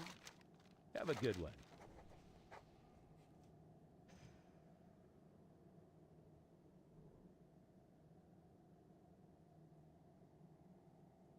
Safe travels. Have a good one.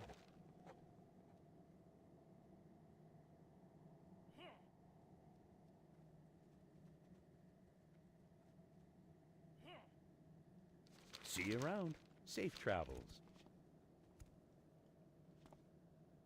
Greetings.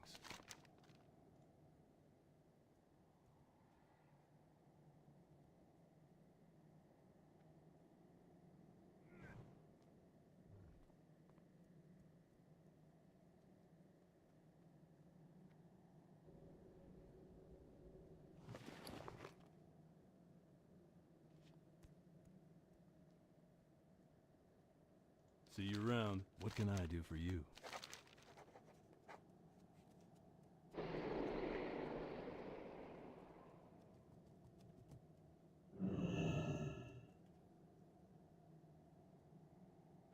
See you later. Hey there.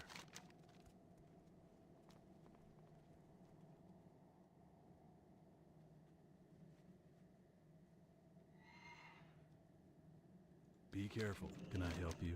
For the Alliance. Have a good one.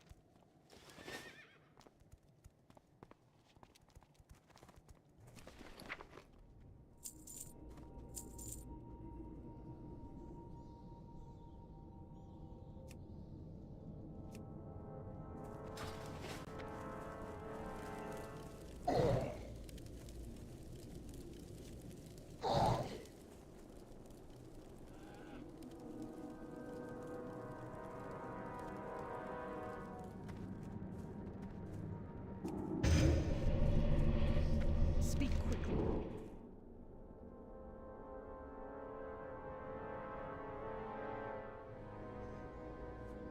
Beware, our enemies abound.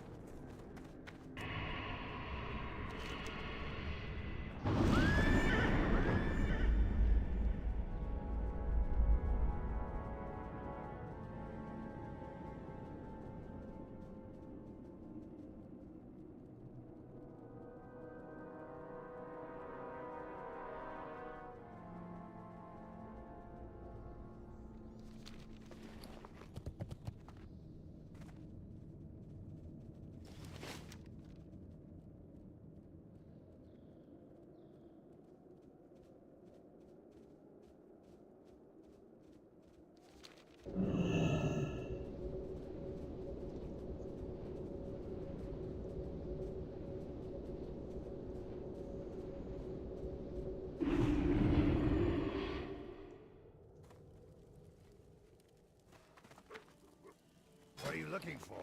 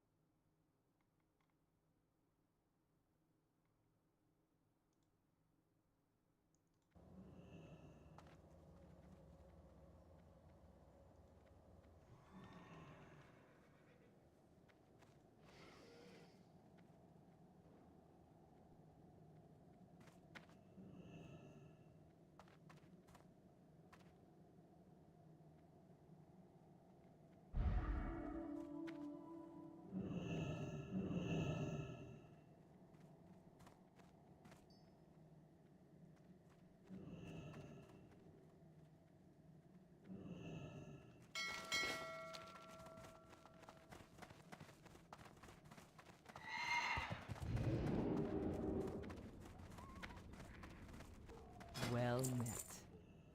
Be careful.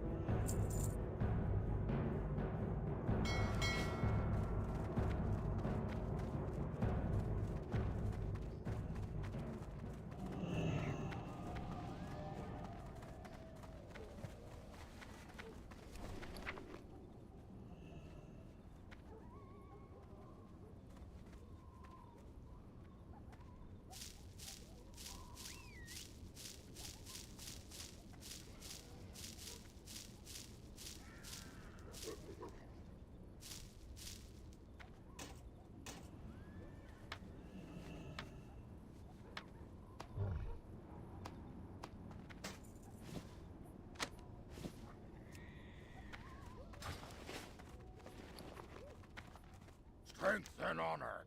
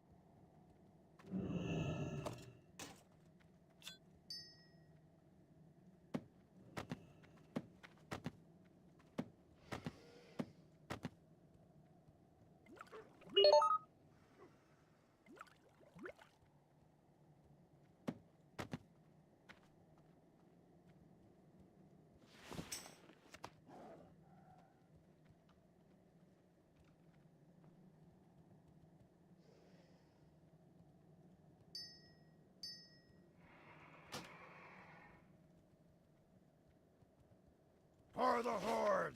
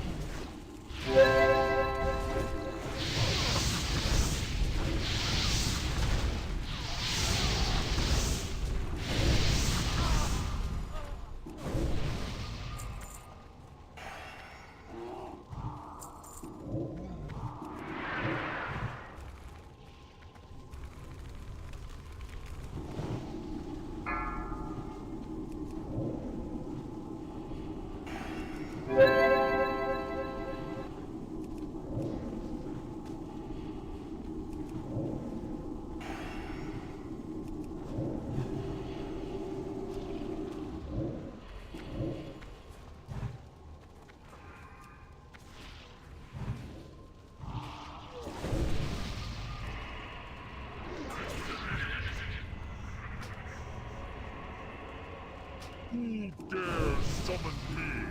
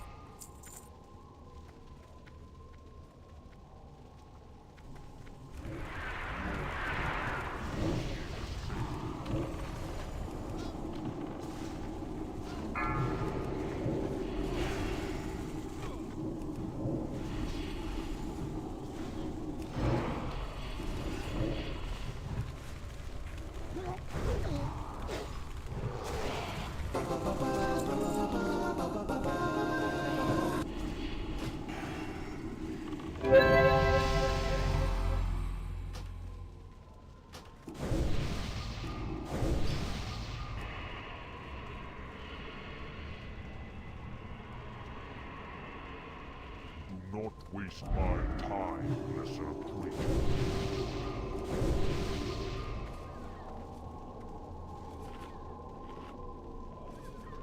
Welcome, Diverge.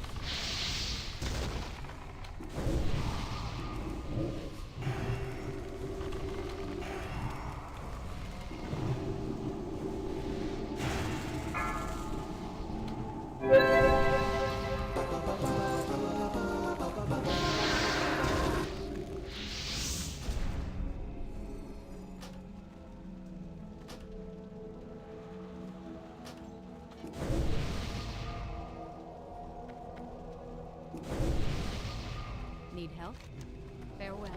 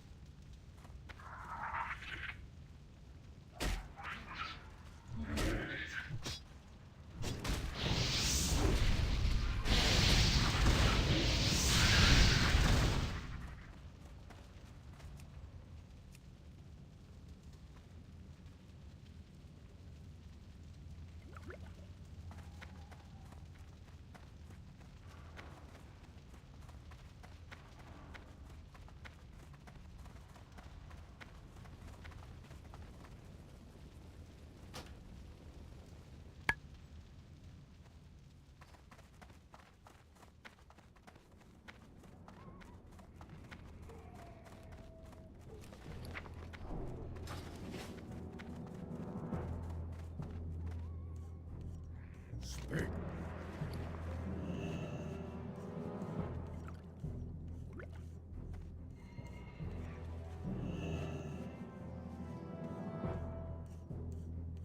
Victory!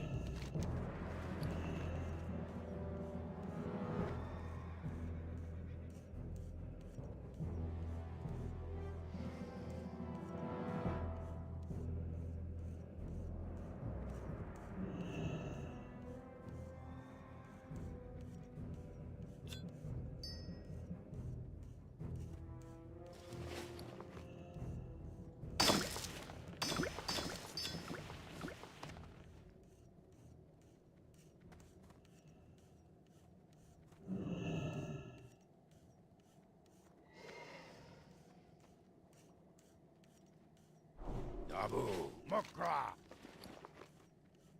Farewell.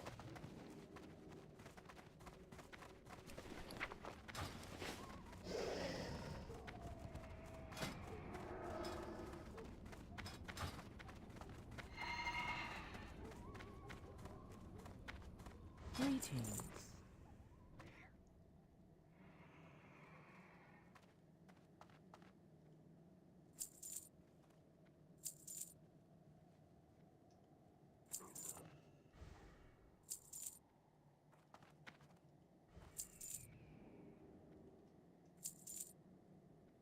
May the eternal sun shine upon thee.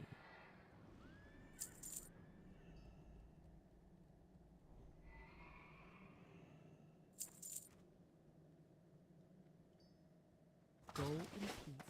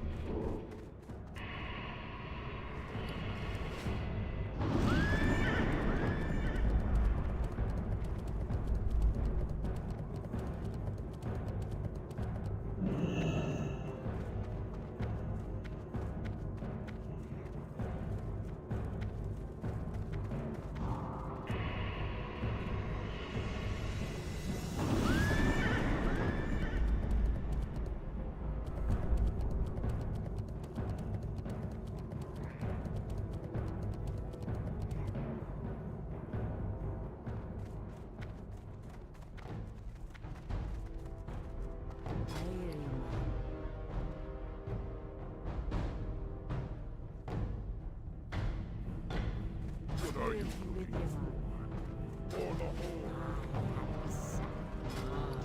I've been expecting you.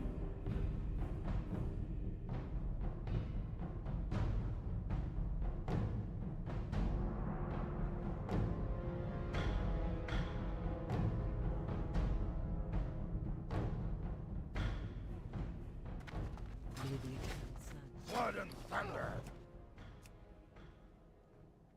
For the Horde! Ah, I have just the thing for you.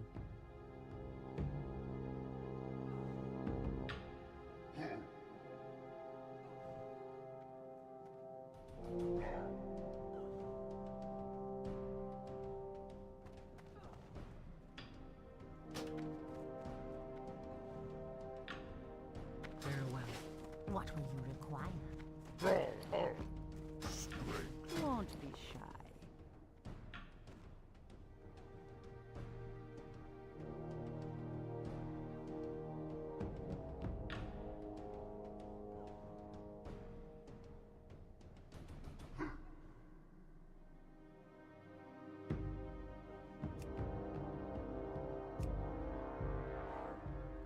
Bye-bye now.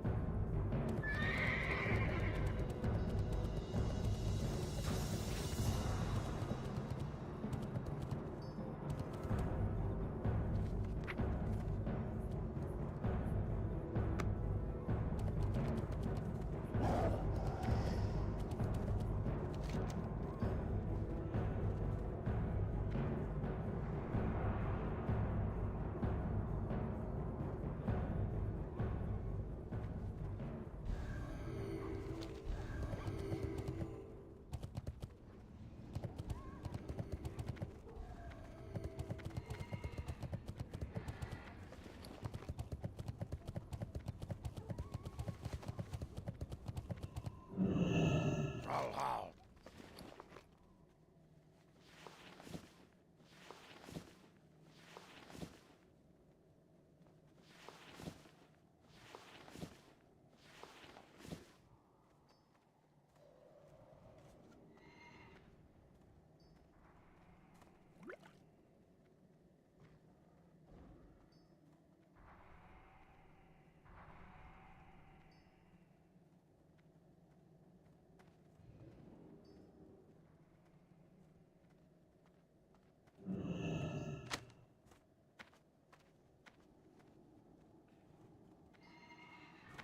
Strength!